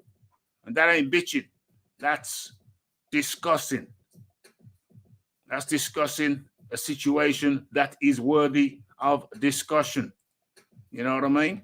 You don't just you don't just lie back and take it. You don't just lie back and take everything. If it ain't right, you say it ain't right, and you say why it's not right. And you say this shit shouldn't happen. It's shizzle. Shouldn't happen. But it has happened, and we need to discuss it. A lot of people ain't discussing it. We're discussing it now. You know what I mean? It ain't about lying back and taking nothing. Sounds like bitching to you. Well, yeah, obviously, well, that's you, isn't it? That's you. You clearly, it's whatever. It's whatever. So long as you get to find your screen, it's all good. Yeah, well, sometimes you care about the fighter. Sometimes some people care about the fighter. Now, if caring about the fighter, getting screwed over, getting short-moneyed, if that's bitching, if that's your definition of bitching, well, that's on you, my friend. That's on you. You know what I'm saying? But it ain't. To me, life isn't about just rolling over and getting screwed. You know what I'm saying? If something ain't right, you speak up. You hold your hand up. You speak up. You say, "Yo, this is not good practice." You know what I'm saying? Speaking up on injustices is not a bitching. You're speaking up on that which is unjust. And if you don't speak up about injustices, then you just roll with anything. You know what I mean? If you want to roll with anything, you can roll with anything. But you don't say the people who are speaking up against injustices, bad practices. You don't say them people are bitching. Yeah?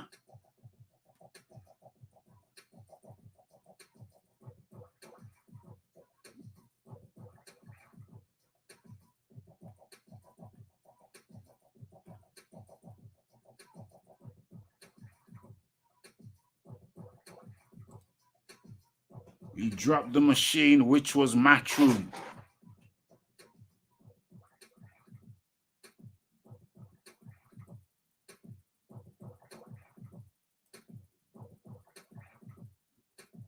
The question is, why aren't Top Rank and the PBC not willing to make the fights with each other?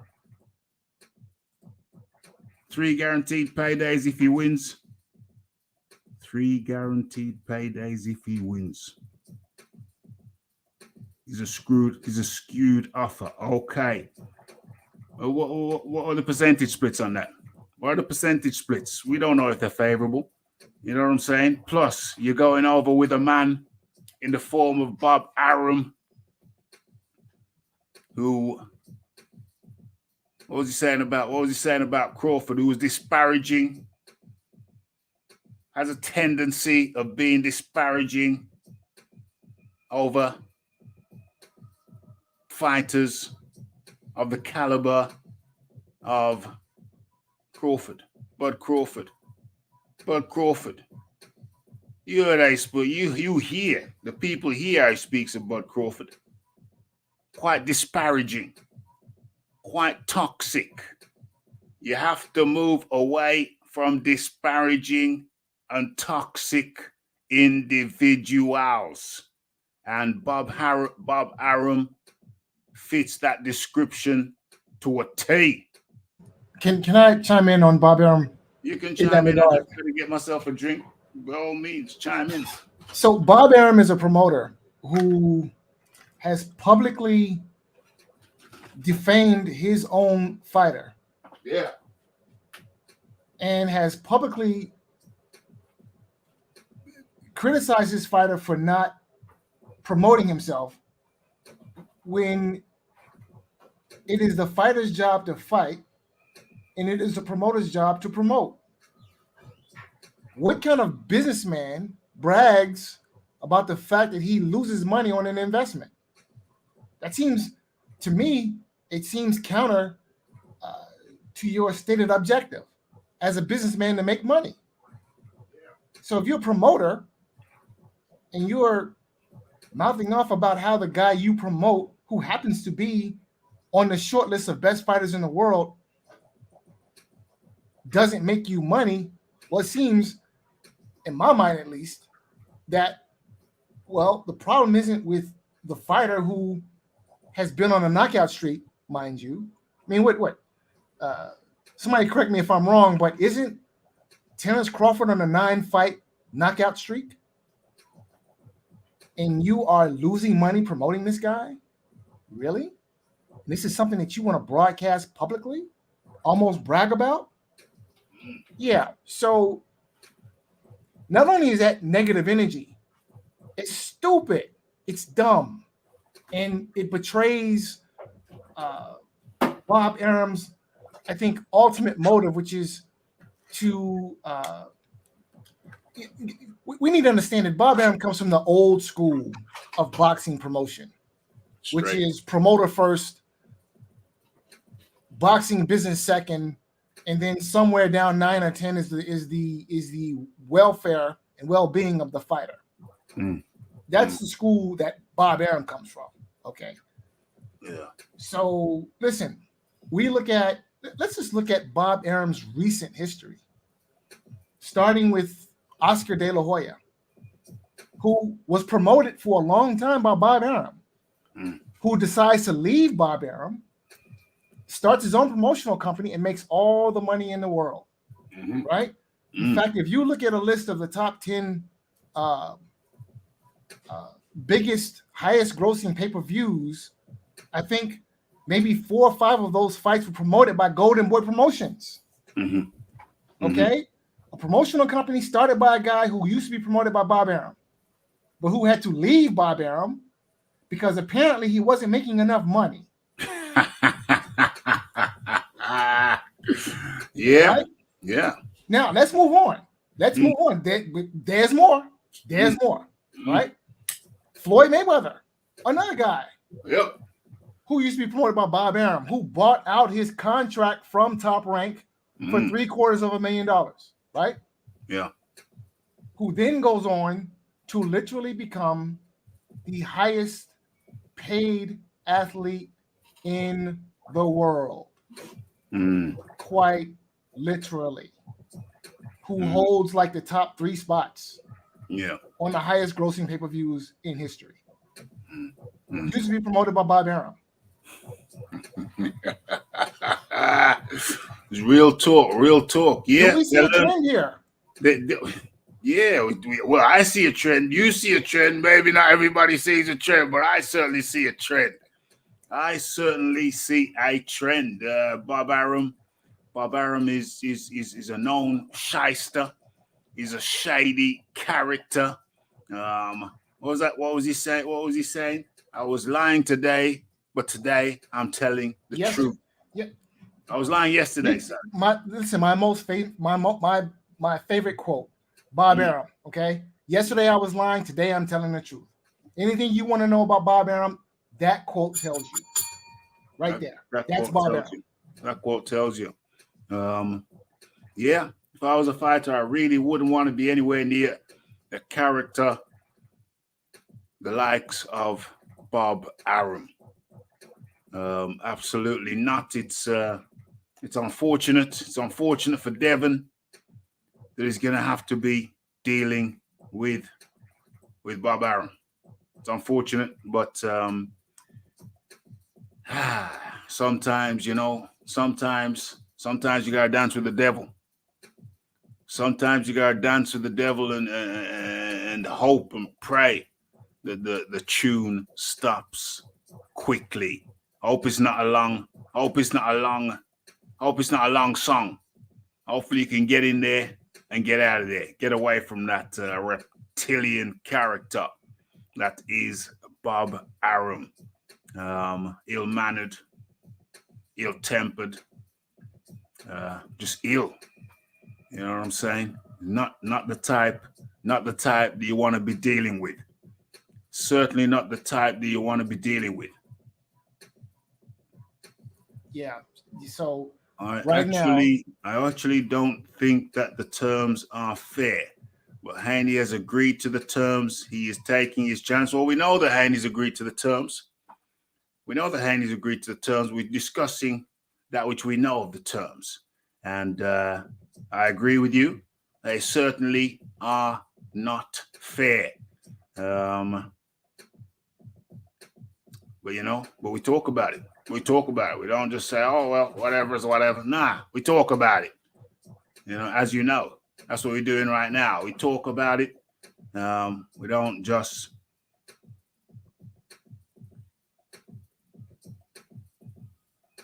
Bob is a lawyer. If you sign with Bob knowing that you've made your own bed, well, that's the thing. How much of a choice did he have? That's what strong arm means. You're put in a position, in a very awkward, unfortunate position. And, you make decisions which perhaps you would not want to make, but you're in a strong arm position. You're being strong armed.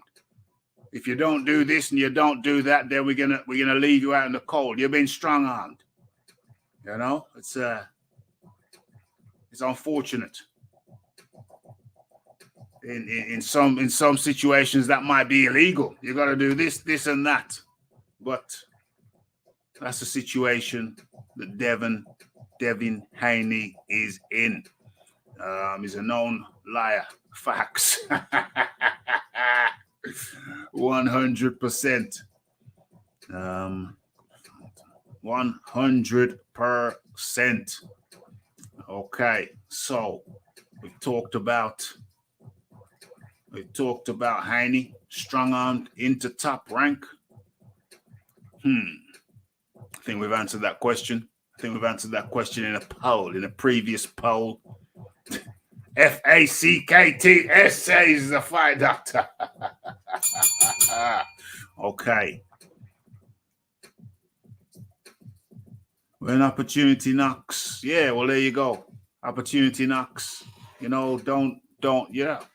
Sometimes you just gotta take it, even though you don't like the terms. The terms are not favorable. But hey, you gotta do what you gotta do. It's the name of the game.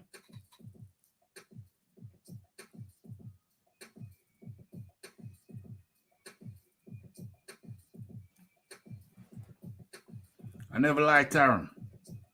He has put on great fights, yes.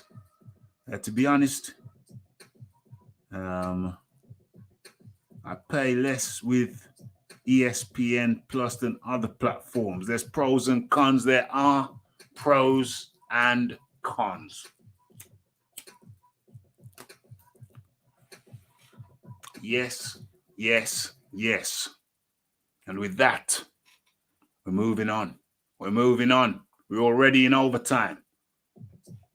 But we got some fights over the weekend. Did you watch any of the fights over the weekend, the Fight Doctor? I saw the Kashizu, the mini Kashizu fight. And I'll say this, that I don't think that he's ready for the winner of the Castaño Charlo fight. He's, you know, he looks a lot like his dad. He's definitely got his father's punch, no question about that. Yeah. But the guy he was fighting, I think his name is pronounced Gashaw. Yeah. He was tagging him with, you know, a lot of clean right hands. Yeah. You know, it Defense bothered me. Defense is leaky. Yeah, and you know, in the first round, he walked into a right hand that put him down on the canvas. On his ass. Yes. And throughout the fight, he continued to get hit with that same right hand at a frequency that I thought was just not becoming of a top-tier fighter. And the lack of head movement, I thought, was surprising. Like, it's just, you're just standing there winging punches. Now, yeah, you know, he was putting a lot of pressure on this guy. Yeah. But you know, this guy, he wasn't really offering any type of resistance. And I was just thinking, okay, he's landing these right hands. You know, what happens when, you know, they put Mini Kashizu in the ring with a guy who has a jab, has a good right hand, a good chin, and isn't intimidated? What happens then? You know? Yeah. And I think the winner of Charlo Castaño is that guy. Yes. I think Zhu needs to go back into the lab and work on some things before they put him in the ring with the top tier at 154. Yeah. He's got power. He's a good boxer. But the defense needs shoring up. The defense certainly needs shoring up. Let me bring down that banner. Okay. So the defense needs shoring up. But good punch selection, good power. And I'm looking forward to. Well, hold on. Are they saying he's fighting the winner of Charlo v. Costanza? Is that what they're saying? So yeah, I think that's the plan. Is Zhu gets a crack at the winner of that fight. Okay. And I think that's if the plan is to make this guy viable long term and see him as a champion at 154, then perhaps they need to send him back down to the D League, let him compete there, learn how to move his head, learn how to not get caught with straight right hands at the frequency that was happening over the weekend. before they put him in the lion's den. You know, because the Castaño Charlo winner is going to be battle tested, battle approved, and will not be impressed or intimidated, in my mind. Okay, so Tim is the Mando for the winner of Charlo v Costanzo. Okay, so that's going to be interesting. That's going to be interesting. It doesn't necessarily have to take it straight away, or does he? It's going to be interesting. It's going to be interesting. Could have been a little bit nervous. That's why he got away from his jab. Might be. But definitely interesting addition to the top of that division, top tier there. It's going to be mixing up with Charlo Costanzo. So yeah, I look forward to that. Good addition. Okay, and what's that cat's name? Burchelt versus, what was that? I wrote it. What's that cat's name? Did I write it in? Burchelt versus, what's that cat's name? Hold on, let me just have a little looky.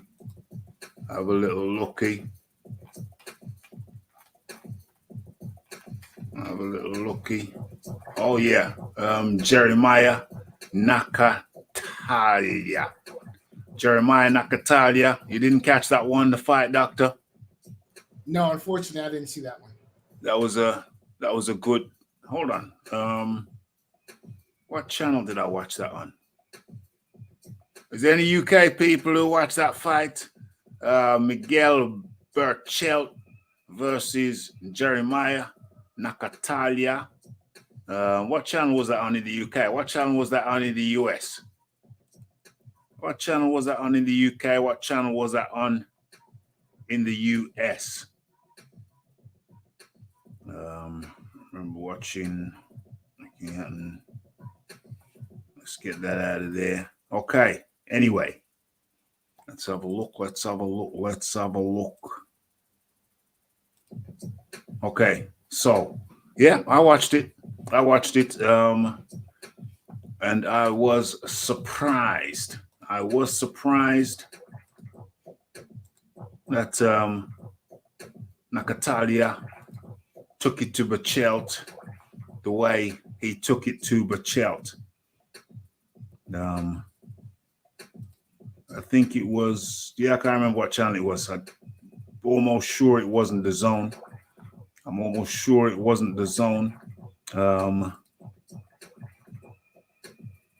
That was tough to watch. Burchelt looks shot to pieces. Well, let me tell you. Burchelt looks done. He looks done ski. Burchelt. Was it Valdez who beat him, knocked him out the last time? Yeah, I think it was Valdez who knocked him out the last time. And this time, he's I can't say he didn't have any punch resistance because he stood up to a lot of shots, but he also got wobbled by a lot of shots. His coordination, his legs, they looked off.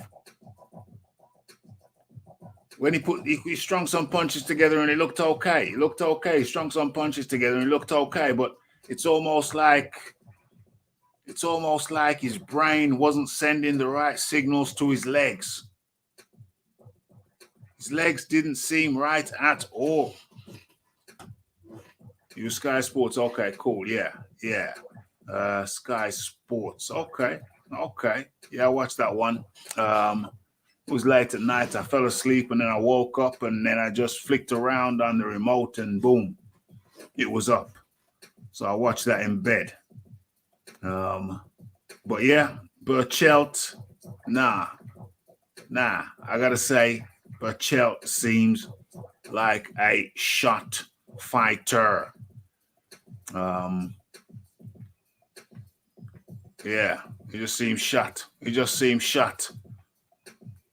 How can you do? You know, I don't know how old he is, but as a matter of fact, let's just do a quick little look, find out his stats.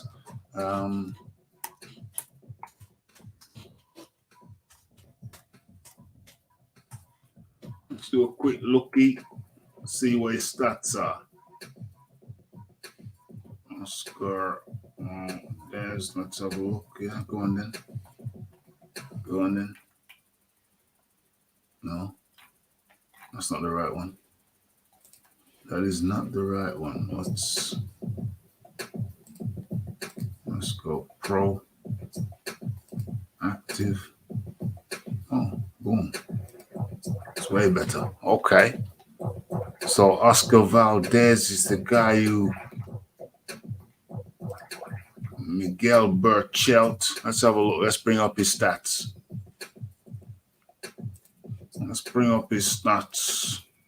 Shut that down, open this.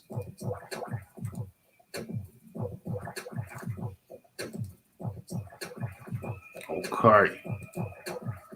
Let's get that a little bit bigger, shall we?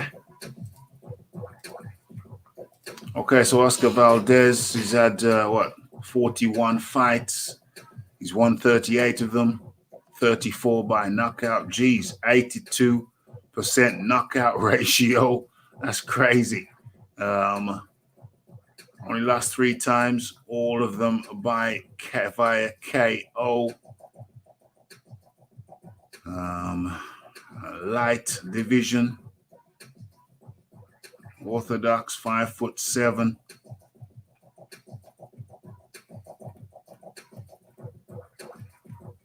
Okay, lost to Oscar Valdez, KO in the 10th round.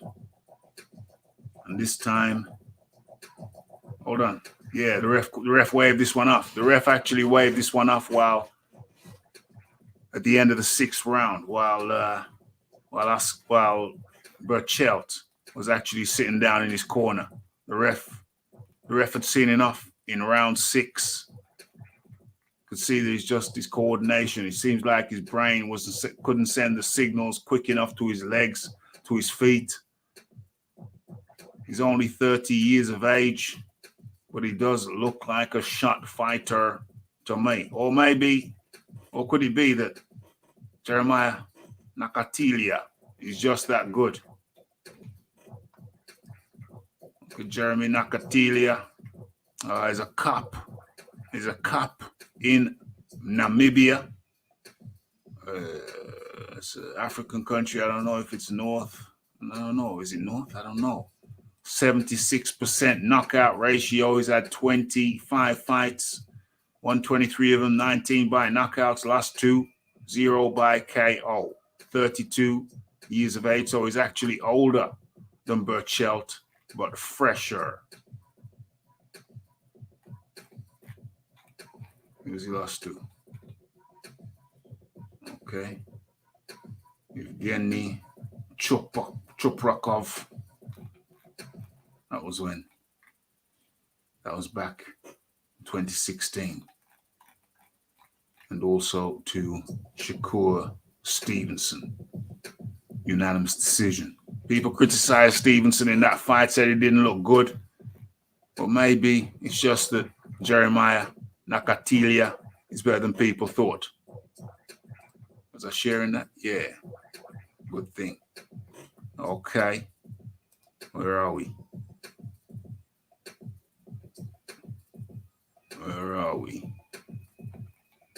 Let's have a look.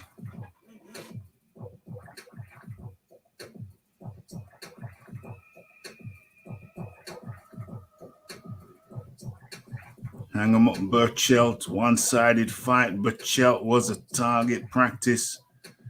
He's 30. Yep, Burchelt, yep. Philip Carl Roberts reminiscing. Wish he was 30 again.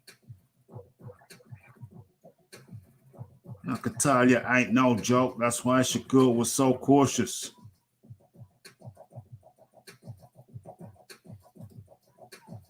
Burchelt's chin is wrecked. It's It's wrecked from what Valdez did to him. I wonder if Valdez was on his special sauces, special juices. I wonder. And in comes the man like Shelton, always the more, nevertheless. How you doing, Shelton? You look like you got your coat on. What is it, raining over there, bro? It's raining in California, baby. How you doing, Raphie? Fight Hey. doctor. Shout out to Shelton. Shout out to Shelton Moore. We're doing good over here, Shelton. We're doing good. We had a nice sunny day in Middle Earth, England. I don't know about the rest. I don't know about the rest, but I'm in the West Midlands. It's Middle Earth. You watch The Lord of the Rings, that's where they call Middle Earth. That's right where I'm sitting right now, Middle Earth. All right.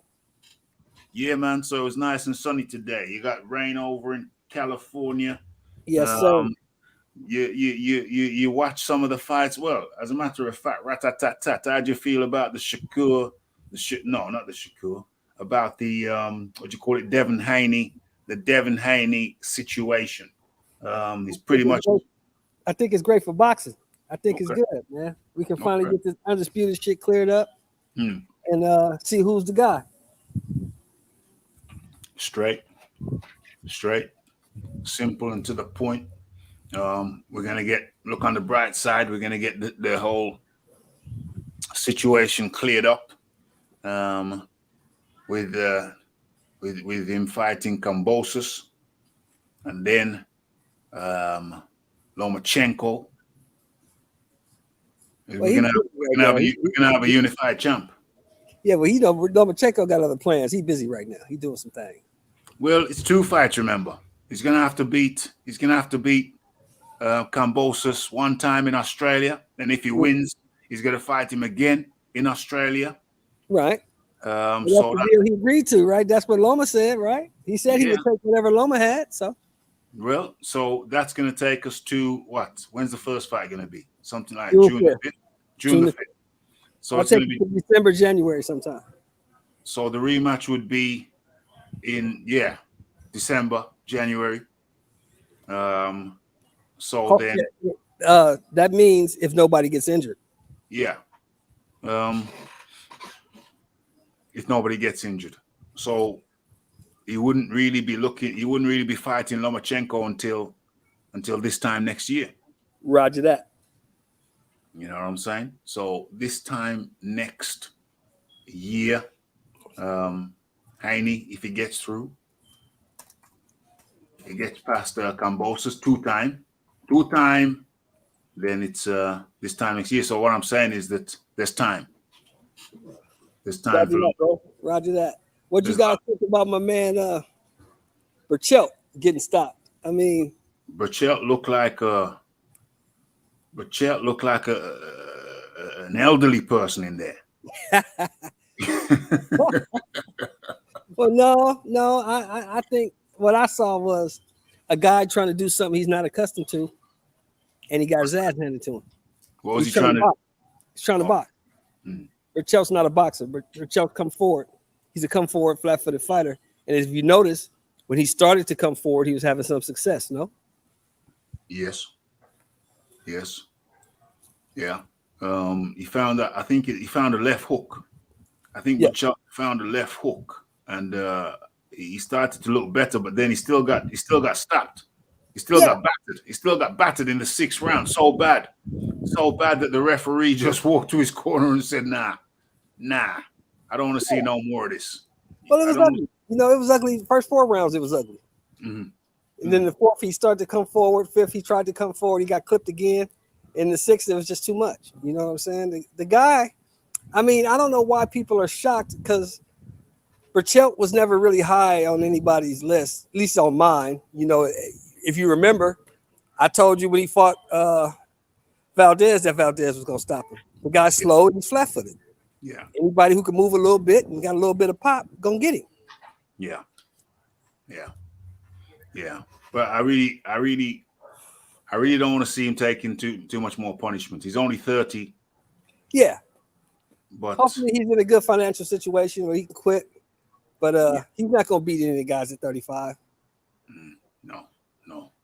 Unfortunately not. I don't know. Maybe theoretically, it could have just been a bad showing. It could have been just a bad showing, but I don't think so. I think this is the shape of things to come for Burchelt. Well, you know, it's an old saying, Raphie. You ride the horse that got you there, right? Yep. How did he get to the status he got? He got there by coming forward and punching guys out. Yeah. Don't get with a new trainer trying to box, trying to do some new shit when you're not accustomed to doing that. If you've been coming forward for 10, 12 plus years, and all of a sudden, after 13 months, you decide you want to be a boxer, usually it's not going to work out well for you. Yeah. But then presumably he had a change of style because the old style was flawed. Yeah, it was flawed against that guy. Yeah. You don't know what it would have done against this guy. Yeah. You know what I'm saying? It was flawed against that one guy. So you're saying come back with your old style. Go back to your old trainer and come back with your old style. No, I'm saying what I'm saying is after 2 vicious knockouts, he probably should hang it up. Right. But he should not have went into this fight with the game plan that he had. He should have went into this fight like he went into all his other 32, 33 fights, coming forward, punching guys out. That's what he does best. Yeah.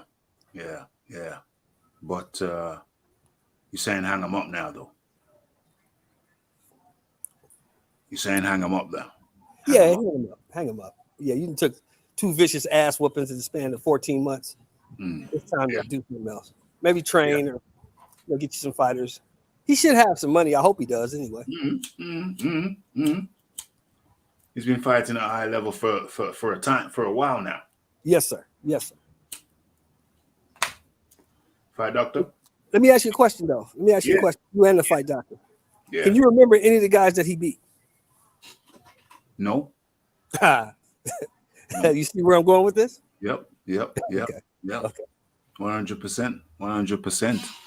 Fight doctor. I don't know if you got any views on Burchelt. You didn't see the fight, but from what you've heard. Hopefully he has invested his money wisely. Mm-hmm. The sport of boxing can be vicious and brutal. Yeah. And, I would like to see, 2 knockout losses, bow out gracefully. Don't, if you can't compete at the top level, then why hang around? It's a brutal sport and, anything can happen. So I just hope that he's, I hope that he has a nice nest egg somewhere and he's made some investments where he can just ride off into the sunset and, enjoy life, enjoy your family, and not have to subject yourself to any more poundings and beatings, Yeah, I hear that. Yeah. So I think hang them up. Let me just put real quick, let me just put that to the poll, to put that to the people. Should Burchelt fight on? Question mark. Should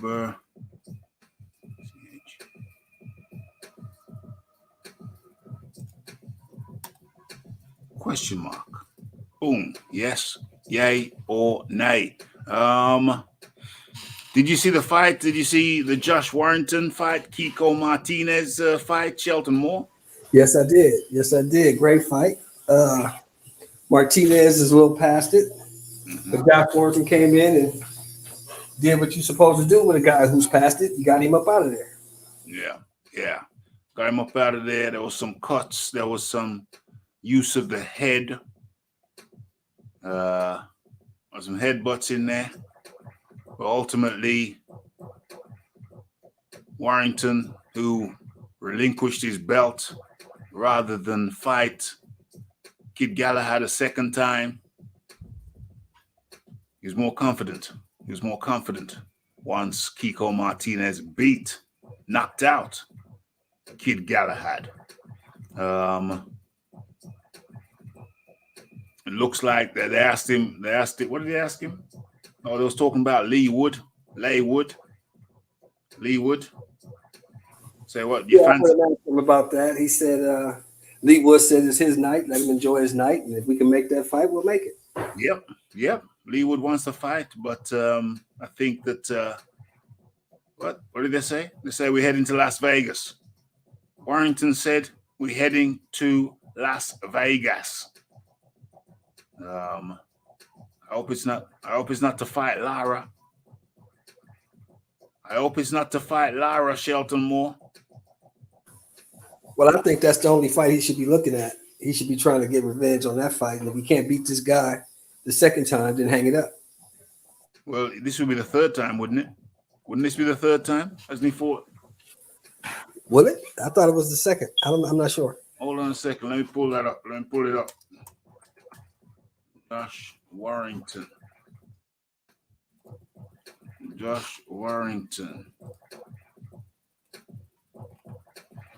The Leeds Warrior. Where are we? Let's share the screen. Boom. Josh Warrington. Knockout ratio 24%. 24% knockout ratio.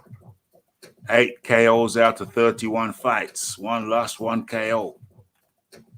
Let's have a look. Lara. Dang. Was he only once? Did he really only fight Lara once? Have I got a fake memory? Mauricio. No, he fought him twice. There he is. Two-time.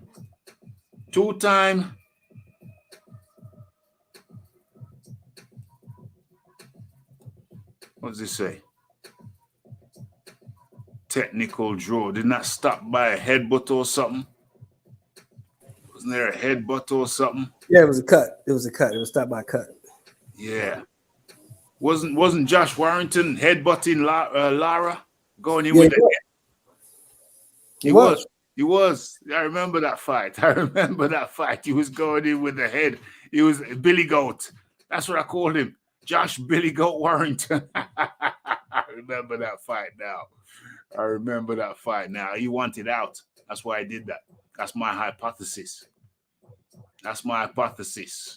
They say if you ain't cheating, you ain't trying. Billy Goat Warrington. That's what I called him during that fight.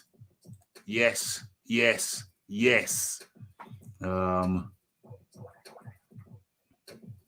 Ref was lenient. He used it this time as well. The ref was lenient. He definitely looked for a way out. He was looking for a way out.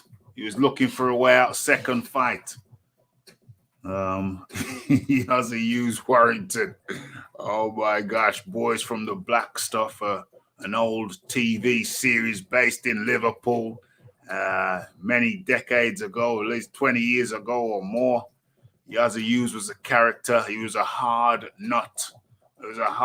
Went in with the head. Josh, the Billy Goat Warrington, definitely was looking out for a way out in that second fight. So it's going to be the third fight. You know what? He doesn't bode well. He ain't beat. Yo, you fight doctor. Who you got? Josh Warrington or Lara if they meet? I don't know. I might lean Warrington. Yeah. You think he's gonna? Obviously, you think he's gonna win somehow. Boys from the Black Stuff, you forgot about that. How could you forget about Yazzie Hughes? Boys from the Black Stuff. Old TV series, critically acclaimed.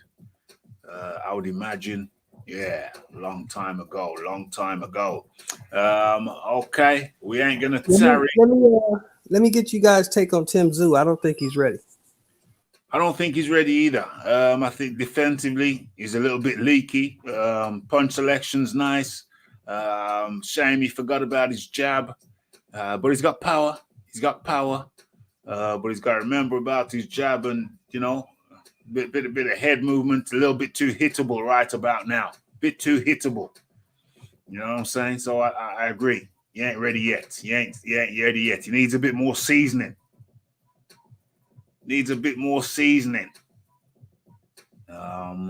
What else we talking about? What are we I gonna think talk? Fight Doctor was high on that guy, wasn't he? Fight doctor. No, they need to take him back to the gym and work on some things. His defense is way too leaky for the top guys at 154, and I don't like the idea that they have him lined up to meet the winner of Charlo Castano. I think he loses that fight, whether it's Charlo or Castano. They both beat him. They both beat the guy I saw Saturday. Walking into right hands, you go 12 rounds with a guy who offered less than zero resistance. Somebody with a jab in the right hand who, has a chin and isn't intimidated is going to give Zoo all kinds of problems. Yeah, I would agree. But you know what? It's 14 minutes past the hour of midnight over here in the UK. And Raphie got to get his beauty sleep. So, gentlemen, thanks for joining me. I'm going to give you your final words. Start off with Shelton Moore. Your final words, sir. Great weekend of boxing, fellas. Thank you for having me, Raphie, as always. Boxing is in a good place right now. We got some fights coming up. Let's enjoy it while we got it. Let's enjoy it while we have it. And that was the Shelton Moore. Much appreciation goes out to the Shelton Moore. Thanks for joining us. And the Fight Doctor, your final, thanks for jumping on. And your final words, please. Thank you for having me, sir. Once again, it was a pleasure to hang out and chop it up with you. So we get the Haney Kambosos fight. Maybe perhaps by some shady circumstances, but at the end of the day, I think this is a fight that the sport of boxing needed in general, and the lightweight division needs in particular. So I'm happy that it's happening, even though the circumstances are shady. But Devin Haney needs to stay focused. Yeah.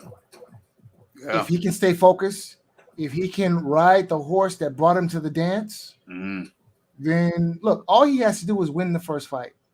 Yeah. And whatever happens after that happens.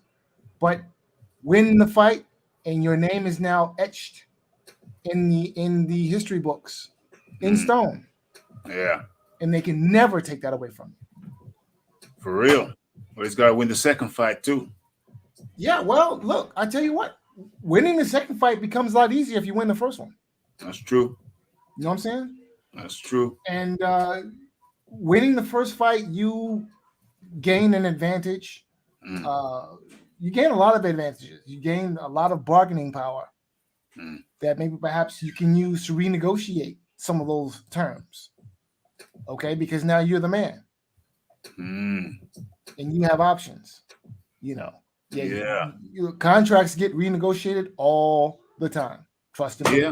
It worked for Andres the Punch Ruiz. And that was the Fight Doctor, the Fight Doctor. Thanks for jumping on. We speak again real soon. Thank you, sir. Thank you. Thank you. And that was a Fight Doctor alongside Shelton Moore. And of course, first on was the Iron Kong 26. Go check him out. Thank you to everybody who took time out of their day to come over and spend some time with us right here at the Raphael Dawkins Combat Radio. Talked about a lot. We had a lot to talk about. Where's the thumbnail? Yeah. Let me share that with you. Where are we? Where aren't we? Stop sharing that and start sharing this. There it is. There it is. Okay. So we talked about the Burchelt loss. Referee waved it off while he was sitting on his stool at the end of the 6th round. We talked about the Tim Tszyu. How's he going to fare? How's he going to fare against the winner of Charlo Costanzo? Talked a little bit about Andrade. He's going to be a free agent. So after this fight, he's off the zone. So he's one off the zone. Another one off the zone will be Devin Haney. He's got a 3. He's been roped into a 3-fight deal, potentially 3-fight. If he beats, what's this? Kambosos in Australia, Melbourne. If he beats him the first time, then he's got to go back to Australia the second time. Madness, I tell you, makes no sense to mine. So it's tied him into that. It's not very fair, but hey, life ain't fair. And then they've tied him in. They've tied him into a Lomachenko fight. Probably set, I don't know, did they set the figure? Have they strong-armed him and set the figure for the Lomachenko fight? We don't know. We're going to have to wait and see. It don't look good. Looks like some strong-arming to me, but hey, sometimes, you know, you got to take the short end initially. Okay. That's what we're saying. Great show as per usual. I wouldn't mind some overtime. Hey, these cats didn't kick in for overtime. They didn't kick in. Kept their hands in their pockets, playing pocket billiards. You know how they go.